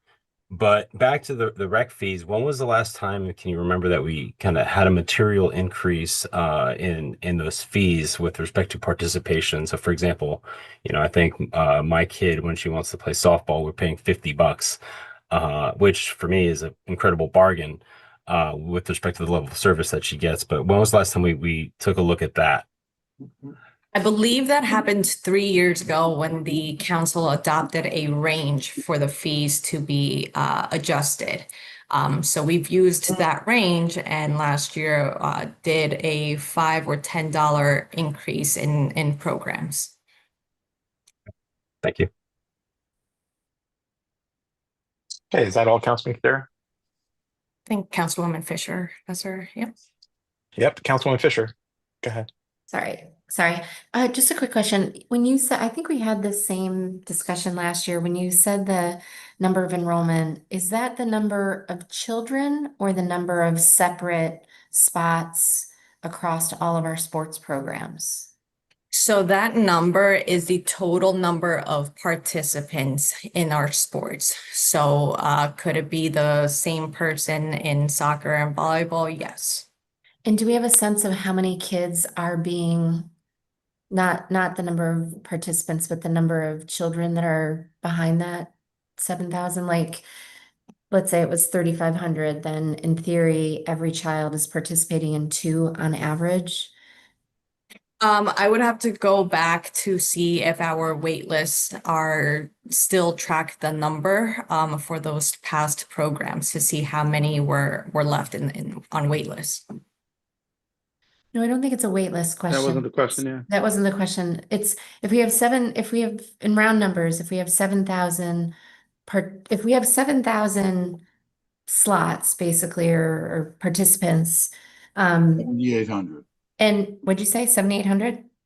So we have 7,800, let's say, let's say it's 39 children are actually, if we just counted the actual number of children, and let's say 3,900 are participating, then in theory, that would be each child is participating on average in 2 sports. So a good that may be a good average, and that's what we look for. If it was a different extreme, say it was only 700 kids, then every kid is signing up for 10 sports, and that's probably like too much, right? Like they probably aren't participating, they're not showing up. Are we tracking the, people showing up? We've heard in some instances, and I'm not saying it's plague, but we've heard in some instances that parents will get on and just sign their kids up for as many things as possible, but they don't necessarily always participate. And so like that, how do we navigate and ensure that, the programs that we have are working for the most number of children in Hoboken? Yeah, we do have those families that simply sign up when a registration opens up, right? But it's those families that typically do come back and say, I signed up, but we're not going to participate after all. So there are withdrawals after we have registrations. So these numbers are really showing the participants that stayed through the program. Got it. But still, I think it's helpful to know how many kids are behind. How many kids are we serving with the 7,800 spots? Yeah, I could run a report of the unique users. That'd be awesome. Hey, Councilman Russo.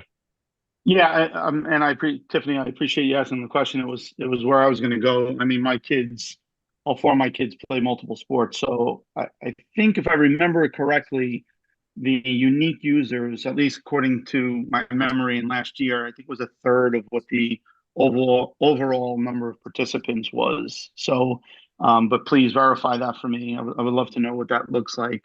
And then the only other thing, and this is not a comment toward my colleague, Councilman Quintero, but it is a comment that I think it's really important to make, that although for some parents, those fees are a bargain, there are a lot of parents in the city of Hoboken that they are not a bargain for. There's a lot of parents who have multiple children, who play multiple sports, so it adds up. It adds up quickly, and I don't want to discount that for those parents. I think it's important that we always really look at the lowest common denominator in these kinds of conversations, because we have to always solve for those that struggle the most. So I just want to remind my colleagues of that, and I know the director knows this, and I appreciate all that she has done, and directors in the past have done for those who do struggle with some of these fees. But it's really important for all of us to remember that. So I appreciate it. Thank you. I think, Tara, do you put your hand up again? Yeah, I just wanted to say, go ahead.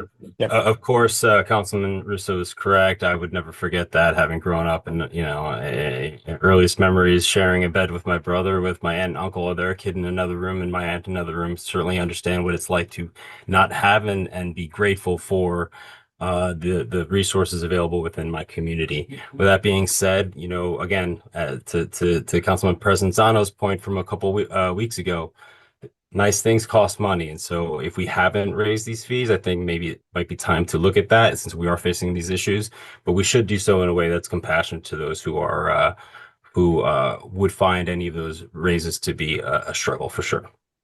Yeah, thanks, Councilman. I appreciate that. Okay.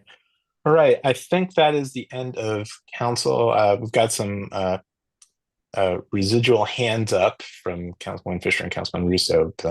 I believe the council's done with Parks and Recreation. Director Davilas, if you could stick around for public questions at the end in case there are any. And I think we're now moving on to Transportation and Parking, and Director Weber.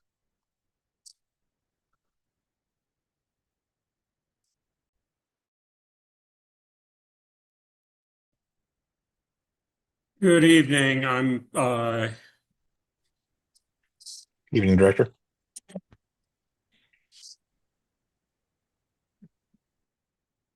visible. Not yet. I don't see it.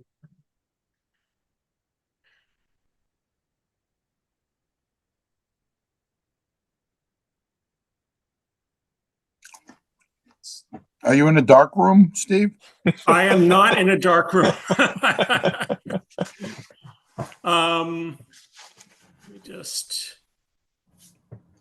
Well, maybe you could share the screen. You know, I mean, Here I am. there you are. There you are. Hey, it's the shutter on the. It was a mechanical thing, not an electronic thing. Yep, we can see you. Thank you for your patience. Yep. Let me share my screen.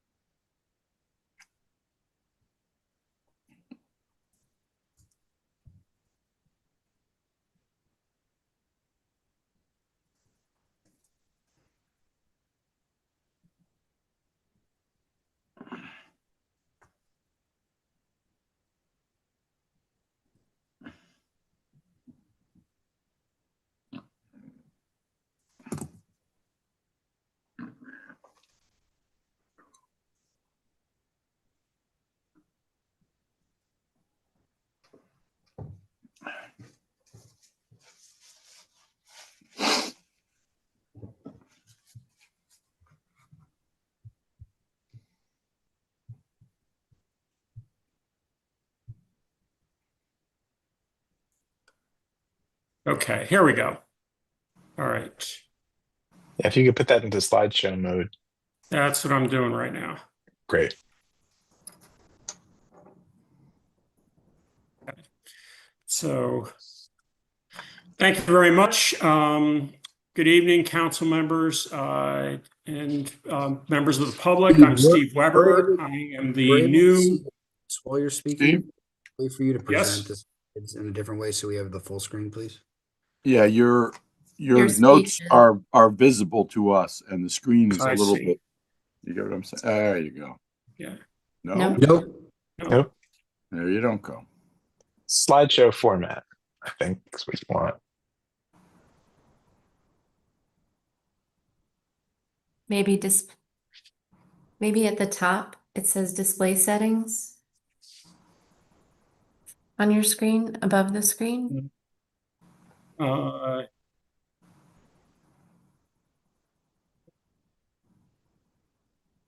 that's not it. Hold on.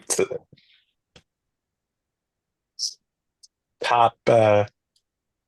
It was right under Jim Doyle, at least on my screen. Okay. All right. Oh, here it is. Okay. There it is. Yep. Okay. That's Here we it. are. Bingo. Yep. All right. Thank you. Well done. Thank you for your patience for the old guy. Okay. Good evening, council members and members of the public. I'm Steve Weber, and I'm Hoboken's new Director of Transportation and Parking. I've been with the city since January and have truly enjoyed developing a partnership with each of you on the council. I'm delighted to be here this evening to discuss this year's operating budget. The 73 hardworking men and women of this department are responsible for ensuring the safety and mobility of our city's residents, workers, and visitors. We manage Hoboken's 32 miles of streets and sidewalks, approximately 9,000 curbside parking spaces, and nearly 3,000 off-street parking spaces. We operate the Hop shuttle bus service that has more than 200,000 riders per year and manage contracts with City Bike, which provides nearly 500,000 annual bike share trips, and with Zipcar, which provides about 8,000 annual car share trips. With this budget, we will continue our highly successful Vision Zero program, which has become a national model and has helped us go more than 8 years without a traffic fatality. And we are continuing to redesign our streets to reflect the needs of pedestrians, cyclists, drivers, transit users, and those who are receiving deliveries.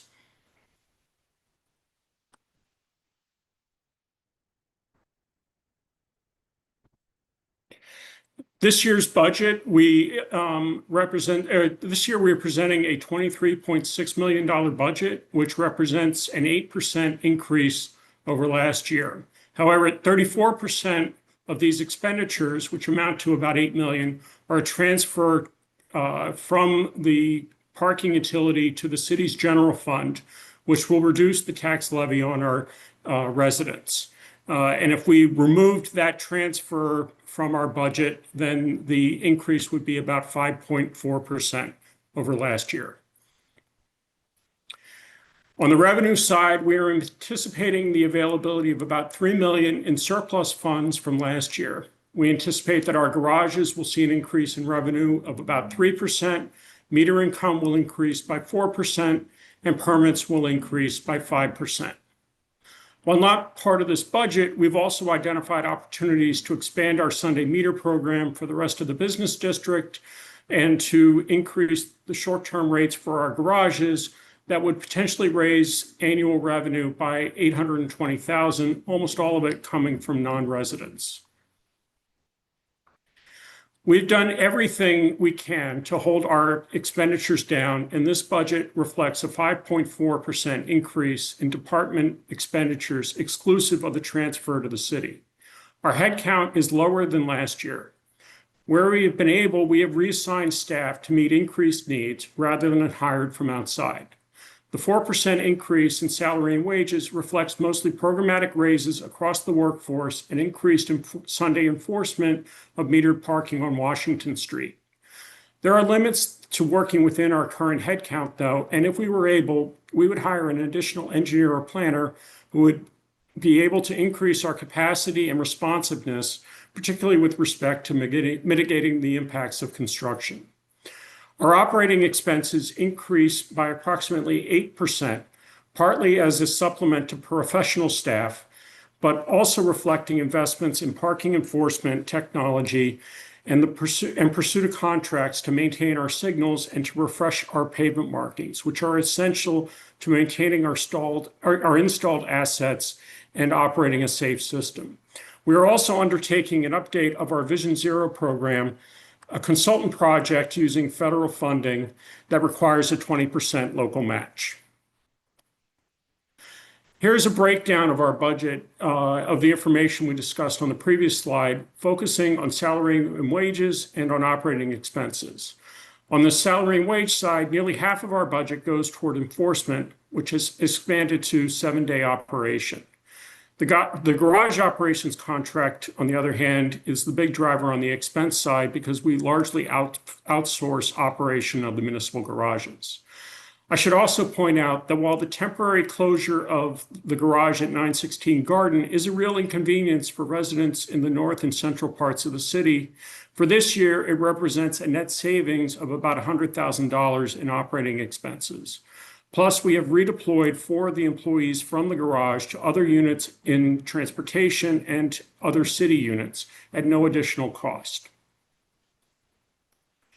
About 58% of our budget goes toward parking and enforcement. Enforcement is the biggest driver also for salary and wages, and the garages are the biggest driver for operating expenses.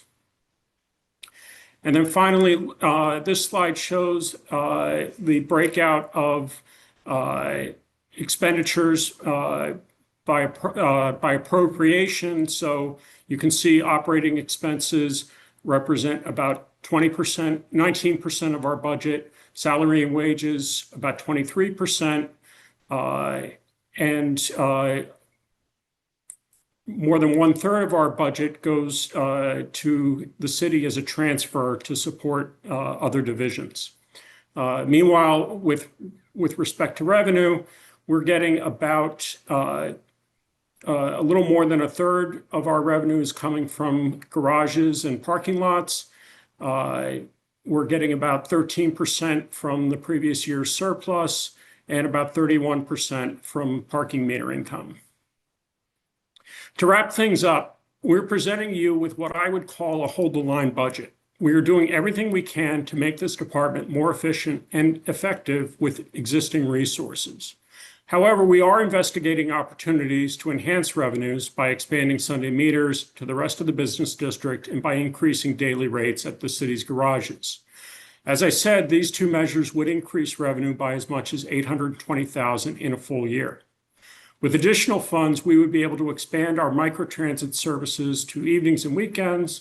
We would be able to accelerate our repaving program, and launch the development of a citywide transportation model that would help us improve our management of impacts from on-street construction and more effectively plan our network for all users. I want to thank you for your attention this evening, and I am happy to answer your questions. Thank you, Director. Councilman Russo. Thank you, Councilman. Director, you made a comment about potentially a new employee for planning to mitigate construction, which I love the idea. However, isn't that really part of what our Office of Emergency Management does?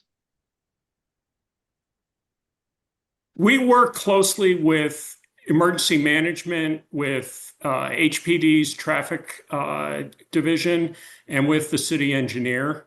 It's a cooperative endeavor, and what I would say is that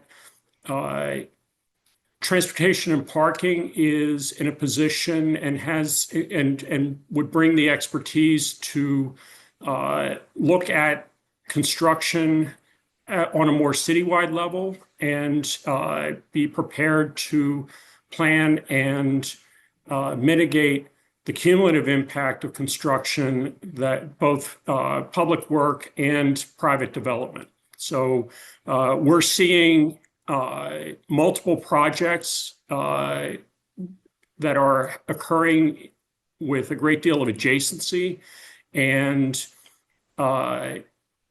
we need to be able to better manage the cumulative impacts of all of that work on the traffic network and on the quality of life of our residents.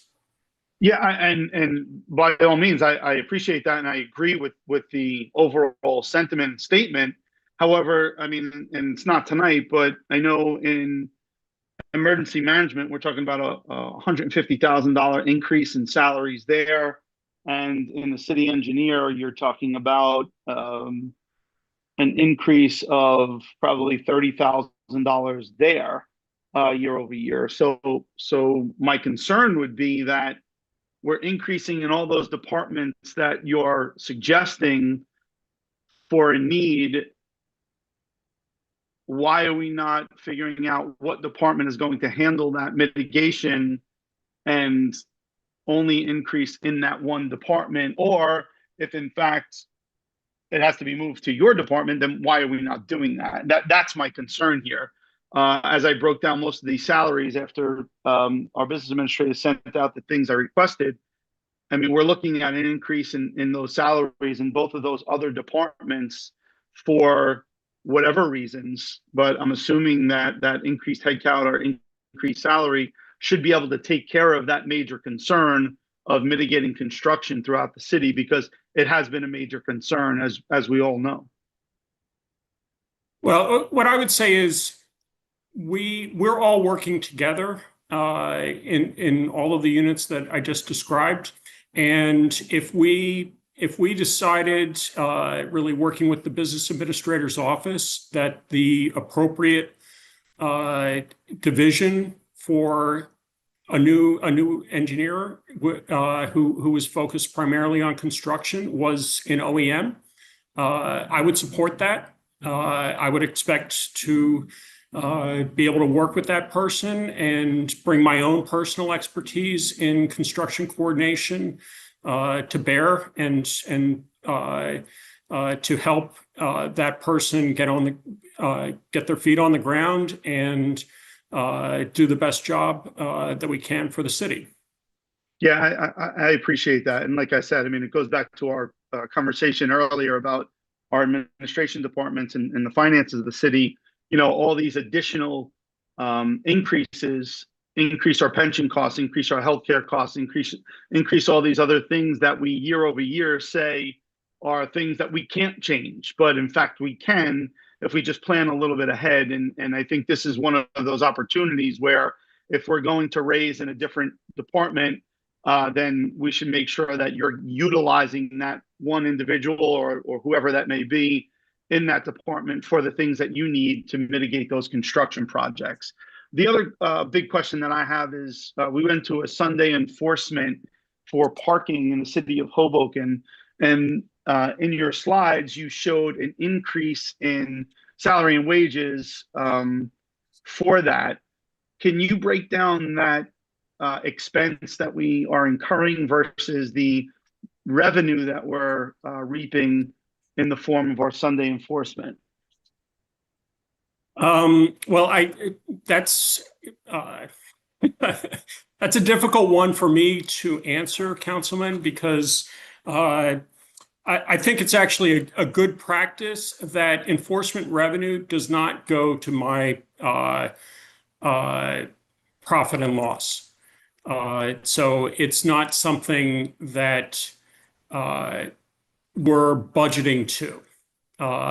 The enforcement unit is under my supervision, but the revenues really aren't visible to me. We do pay attention to the productivity of our officers to make sure that they're deployed effectively, but we don't watch the actual amount of revenue that they're bringing in. What that concerns me. What maybe I'm misunderstanding you. Why the city does, but I do not. I am not working towards a budgeted amount of enforcement revenue. No, I understand that, and I appreciate that, because I've said this countless times that the city should not be this massive for-profit organization. Our goal is and should always be to pay for the services that we provide, and not anything more than that. However, it concerns me that you are not on top of what the revenue streams are in. And again, I don't want to make that sound like you're not doing your job. I'm concerned that that's not your primary focus, and someone outside of the department is concerned about that more than you are. I think in every department, each director should be on top of not only their expenses but their revenues. Right. I think what I'm saying, Councilman, is. Can I just answer this Go question? Go ahead, Taylor. Councilman Russo, I think part of the reason why this is difficult for Director Weber to answer is because if HPU writes a ticket, that's adjudicated through the court, and we see that as a separate stream of revenue, where we don't have the same granularity or visibility into those receipts coming from the court.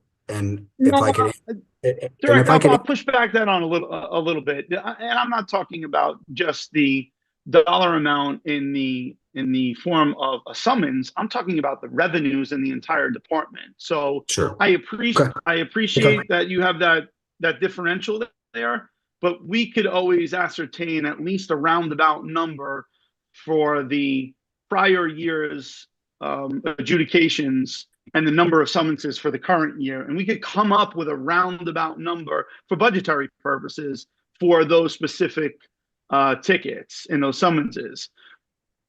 So your point's very well. I got to push back a little bit there. Can I just step in real quick, Councilman? So how about the meter revenue itself, not the enforcement portion of it? How much are we gaining from the meters themselves? So on Sundays? The meter revenue for Sunday meters just on Washington Street is about $4,000 per Sunday. So that represents about a little more than $200,000 a year. And our expenses were over $200,000, according to your numbers.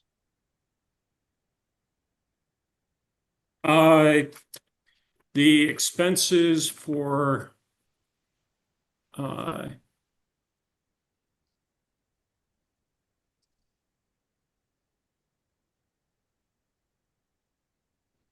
our expenses for the raises, our expenses for labor have been relatively flat, except for the step raises. I'm sorry, Director.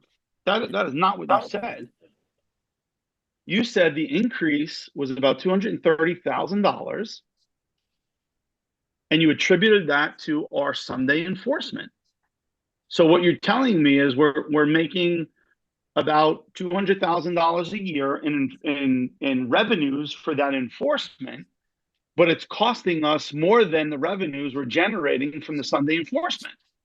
Now, you may have misspoke and you may have the wrong numbers in front of you, and I'm fine if that's the case, but that's not what you said. What you said here tonight was that it's costing us more money to enforce on a Sunday than we are reaping the benefit of a revenue stream in those meters. So I understand what you're saying. I'll be honest, I haven't thought about it the way that you're presenting it. And the revenue maybe from, Director, maybe that's something you could look into and report Well, back. Councilman, please let him finish. I mean, appreciate him being candid. Yeah. No, but it does seem to me, Councilman, that he only identified one revenue stream that comes from Sunday enforcement, which is the meters. The business administrator also suggested there would be tickets that be prosecuted through the court system as well. So it's just that's not the entire revenue stream. And I don't. Thank you, Councilman. I don't have access to. I don't have access to the increment on enforcement from those, from the tickets that are being written on Sundays. We can look at that and we can get back to you on the specific amount of new ticket revenue we're getting from enforcement. We can get that from the court system. So why don't you get that back? We probably should, because we probably should get it because we approved that at some point last year, right? So it wasn't a full year. So my guess is if that revenue is going through the courts and that's where it's sitting, because that ticket revenue is not going through your budget, right? It's going through the courts. That's correct. That's why it's not particularly visible to me. Wait a minute. I'm sorry. I am absolutely sorry, everybody. I was asking specific questions, and I appreciate everybody trying to jump in and cover up for the decisions that you all made to have a Sunday enforcement. But the reality is that what's been presented here tonight is something that I was fearful of from the beginning, that it's not going to reap any additional benefit to the city of Hoboken. It's just going to cause more strife and more concern for the residents who have to park in those areas. This is a big issue for me. I mean, I just had yesterday, someone came up to me and there are so many things that residents in this city are being taxed upon.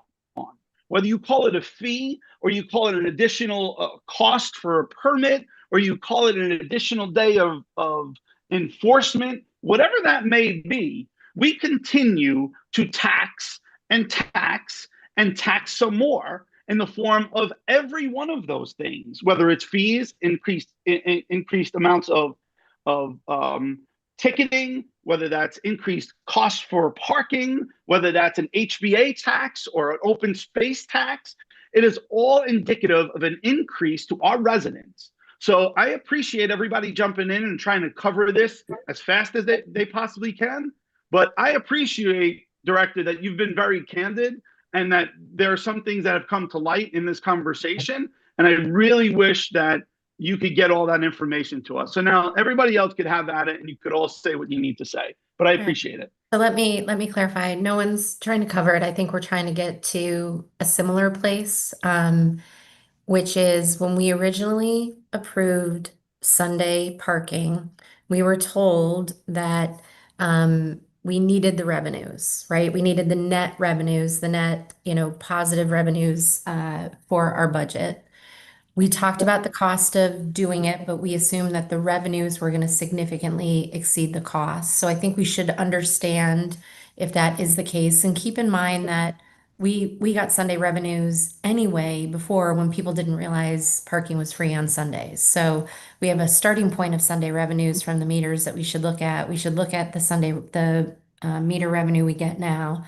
The point I was making about the the tickets is typically, I just don't know, Director Stratton, if when you guys budgeted out the municipal court fees revenue for this, did you look at the fact that there was only like a half year or whatever it was for the Sunday ticketing? So if we ended up having our Sunday meters, so if we ended up having tickets for only, let's say it was $100,000 for 6 months, do we only have 100,000 in potential revenue this year in the budget, or really should that be 200,000 and that number should be higher? It'd actually be more like 400,000. So we would take first quarter actuals and extrapolate them out through the budget. And I think you already did that then. I think that answers your question, and the answer to it is yes. Okay. But going back to what Councilman Russo said, if we can't demonstrate that the meter revenues doesn't cover the costs of enforcement on Sundays, we should revisit that. I understand. We will. Yeah. And let me just also say, I'm not looking to cover anything up here. I just wanted this to be accurate, and Councilman Russo made a conclusion that the numbers didn't add up without having all the numbers, and that was the only point that I was making, that there are other numbers. The other point I would make is that we didn't strictly make this decision based on revenues. We also made this decision based on the fact that we wanted to support our businesses having turnover when people were using Washington Street as a parking lot on Sundays in front of, and we only limited this to our business district where we had active businesses. We did not have the entire city. We had just a portion of our business district where the stores are open for business on Sunday. And that by having turnover, it actually helped our businesses as well. So it was not strictly a revenue discussion. It was, but in any case, I will turn it over to Councilman Quintero. He has his hand up and he hasn't had a chance to speak on this. So, yeah, I'm just gonna, Councilman Cohen, you stole most of my thunder there, but as an older person, my memory goes, so I don't exactly remember if I'm wrong, but I seem to recall the primary motivator for the Sunday enforcement being the turnover aspect of it, with the rest being kind of mitigating efforts, things that would help. As we talk about any of the fees associated, I forget who said it on the line. We're not intending to be a for-profit entity. We are a government. We are not a for-profit entity. And anytime we're looking at fees associated with anything, it's never to turn a profit. It's never to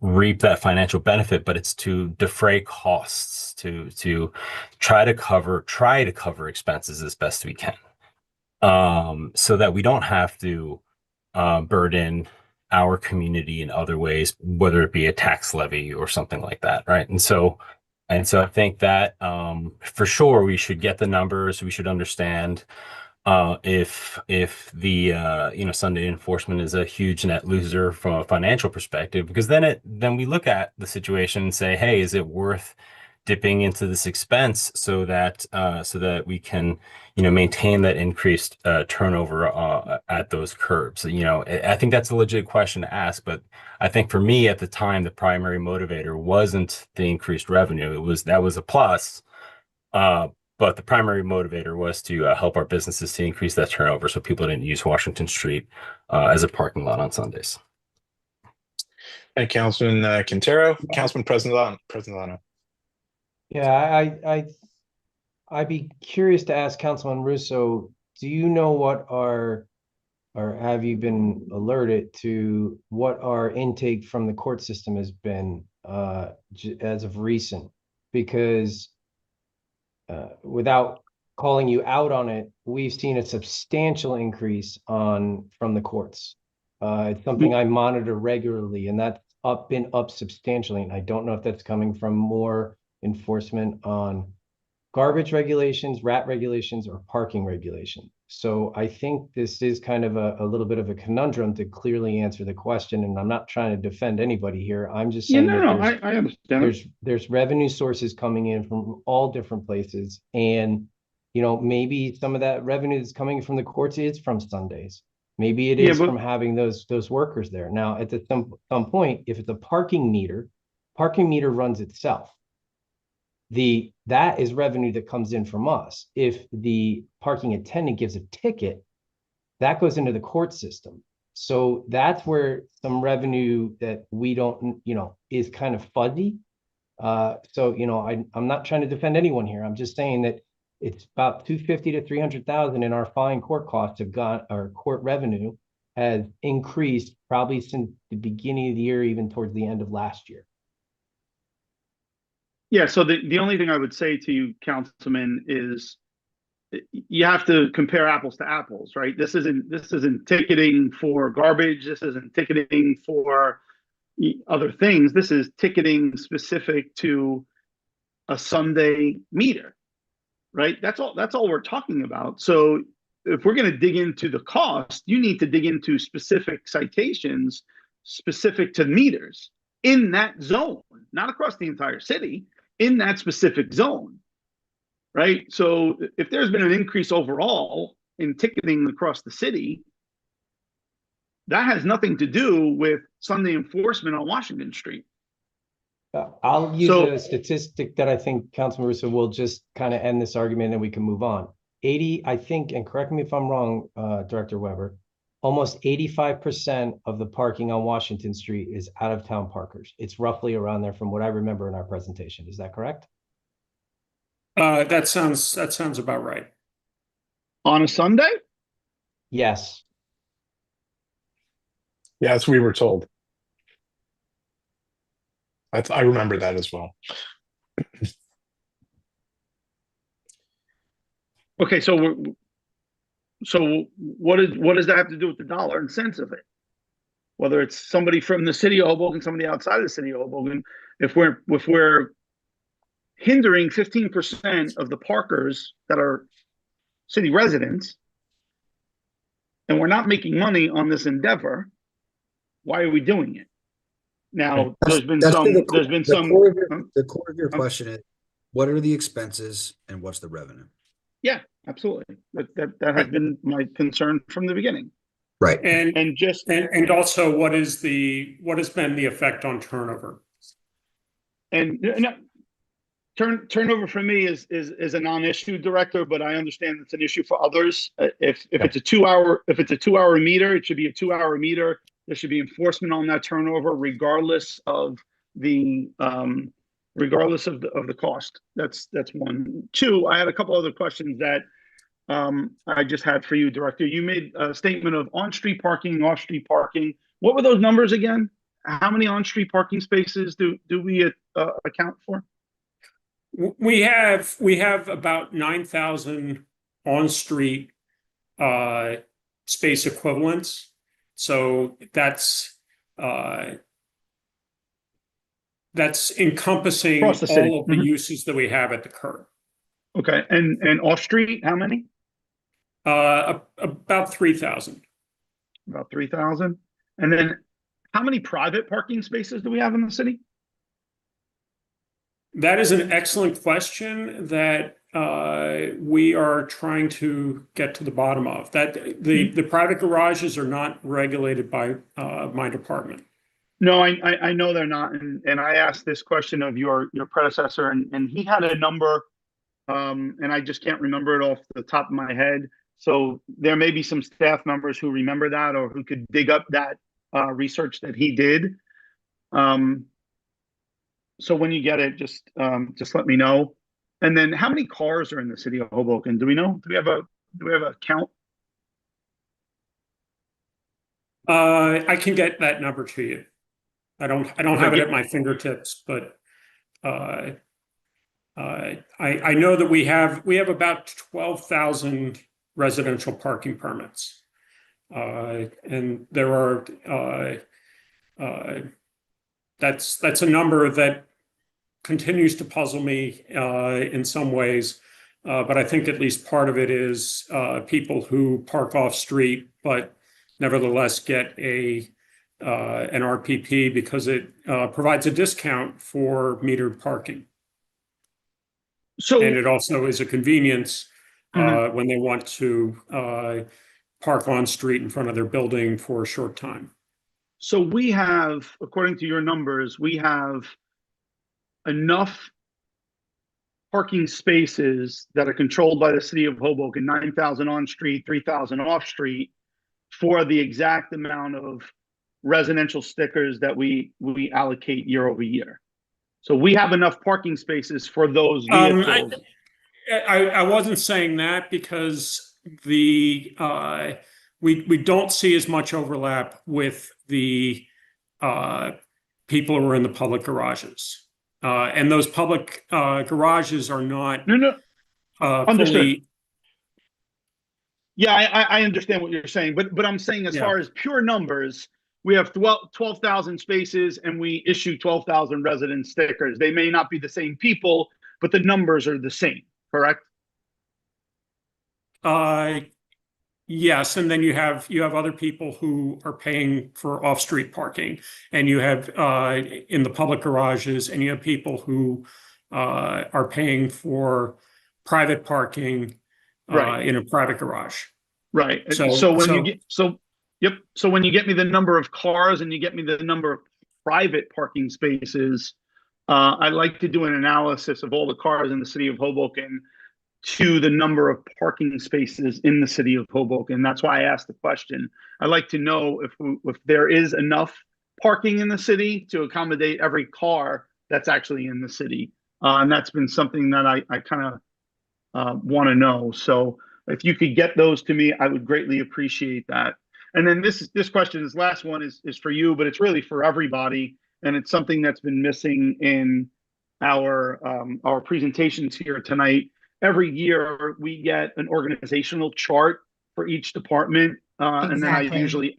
And then I usually ask the administration to provide an overall organizational chart as well. So if Caleb, if you could do that for each department, and then those that would present to us in our next meeting, to make sure that they include that in their slide deck, I would greatly appreciate that per department, and then an overall organizational chart as well with the number of headcount in the city. I would add to that typically in the past we get these org charts and it has in there how the number of staffing has changed. So if we're down one in a department, it says -1. If we're up one, it's +1. So we can have a better sense of comparing like last year's budget with this year's budget.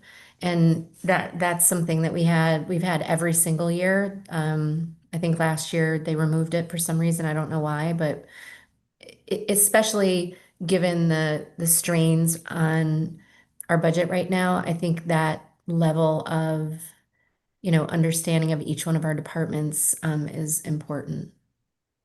So the year-over-year staffing changes is easier for our department heads to address. The entire organization chart will take something for me to work on and respond to the entire council. I think if you just have each one of the department heads create a staffing chart, at least for each department, that is a starting point, and we can worry about, the overall city at a later date. But to Mike's point, I think at the next meeting, we should have it for especially public safety, given that number is just moving all over the place.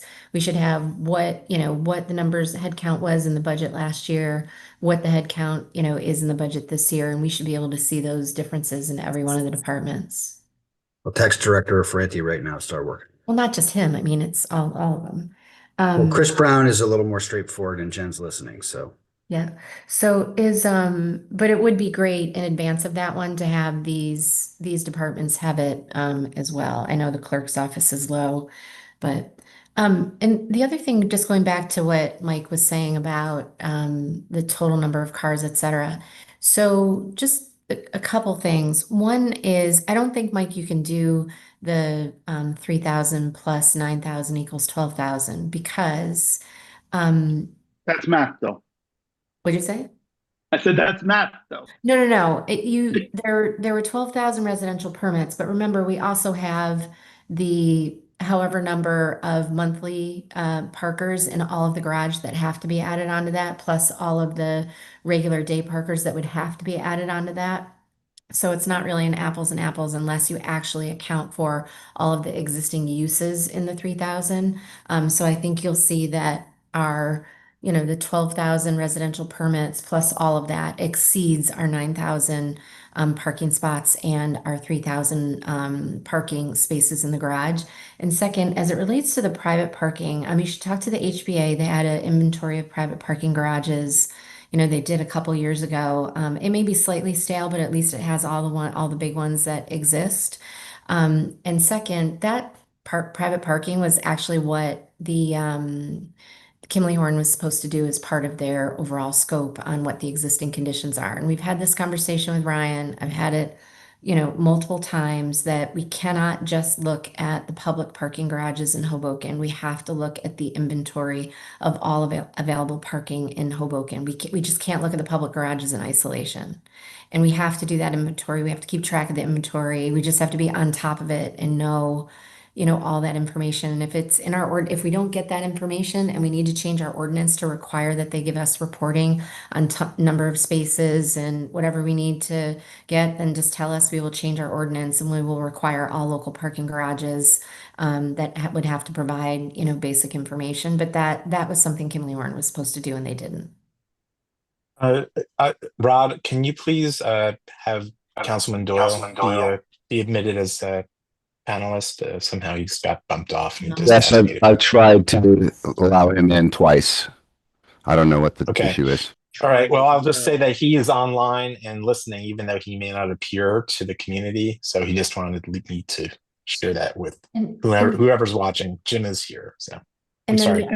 Councilwoman, I appreciate your position on that. I think it's just a difference of how I want to approach parking in the city of Hoboken versus how we are currently approaching parking in the city of Hoboken. I don't disagree with you to say that there are other people who come into Hoboken to park for purposes of commuting or visiting our businesses or whatever that may be. I agree with you to say that there's other factors involved, but to start, I'd like to know how many parking spaces there are and how many cars there are in the city of Hoboken, and then those other factors will be factored into that equation. That's why I asked the question. So I don't discount what you're saying. It's just a different approach and how I look at things. So I actually don't think our approaches were different. I was just saying that you have to kind of add the monthly parkers at the very least, people that live in Hoboken that just park in the municipal garages that may or may not have a residential permit. I just think we need to incorporate that into the analysis. The other thing too, of the 3,000, remember that 916 is out of commission, so that's about 300 spots. And I think where are we on Midtown is down, is it 40% or something? So we're down a couple hundred spots at Midtown right now. So we're really not operating with 3,000. We're operating at like 2,500. And clearly with plans for Garage B and plans for the hospital, we potentially wipe out another 1,500 at the same time. So, we should factor all that in as well. Okay, thank you. I believe that is it for the council. We still have a little more than half an hour before 9 o'clock, which is the schedule for tonight. And it is now time for the members of the public. If there are members of the public who would like to participate, have questions and comments, please raise your hand and you will be acknowledged and admitted, hopefully more successfully than council president, to participate. Currently, nobody has hands up in the Manuel Rivera Soler. We saw it. There it is. Manny, you've been recognized. Rod, can you have Manuel Rivera Soler enter so we can speak? Manny, you should be able to speak now. Thank you very much, Council Vice President, members of the council, members of the public, everyone who's presenting, the directors. It was a very, I would say, wow, it was very informative. I was going to say another word, but I'm going to just use informative. I prefer better last year's format where we were able to ask the questions as the presenters were doing it. But of course, that would be me. But I have concerns here. I've heard Council Member Russo made a lot of interesting concerns. I would hope that members of the public who feel as he does can also see the information that was requested in regards to the Sunday enforcement. It is, and I was looking at the chart as the Director of Transportation was presenting it, where the amount of overtime versus the pay is almost equal, and that I don't know where in there the enforcement would be, because if it makes no sense.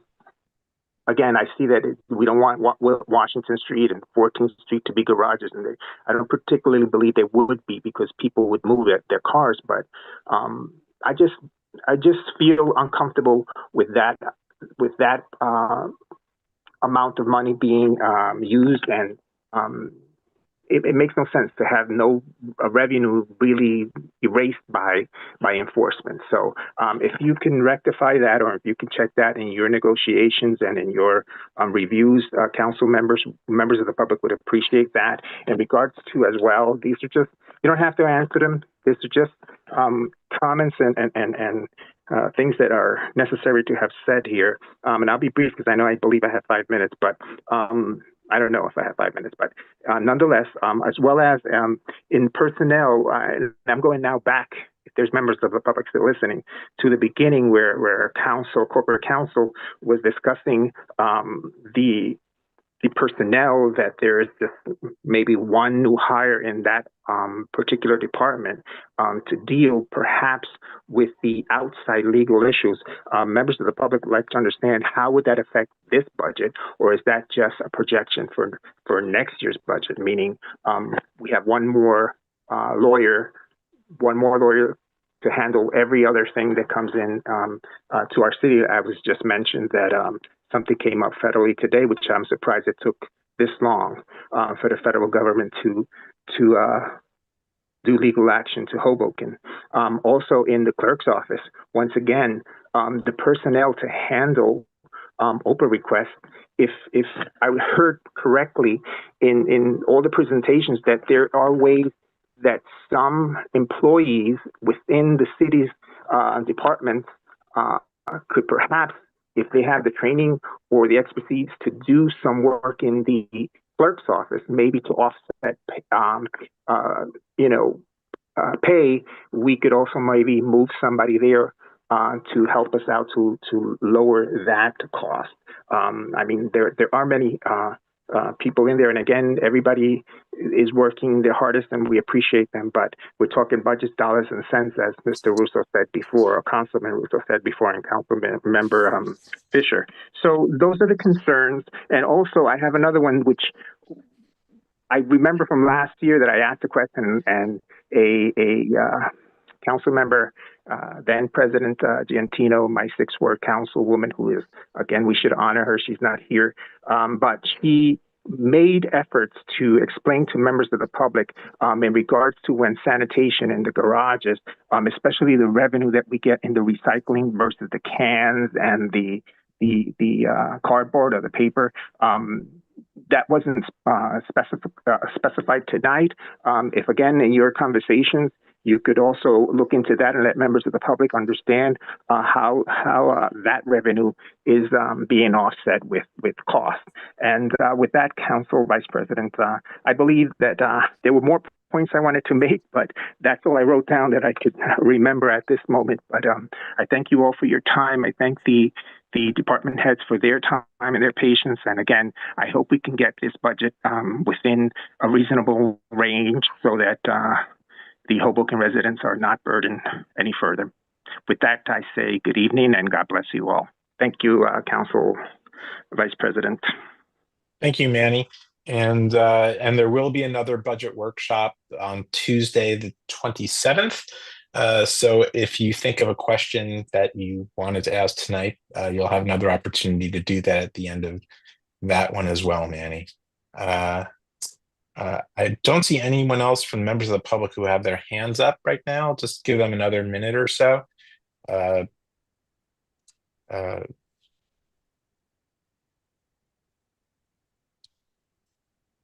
I don't see anyone else who would like to speak. So I guess I would like to thank the members of the public for attending this evening's presentation. I'd like to thank the directors and the business administrators who shared their information this evening.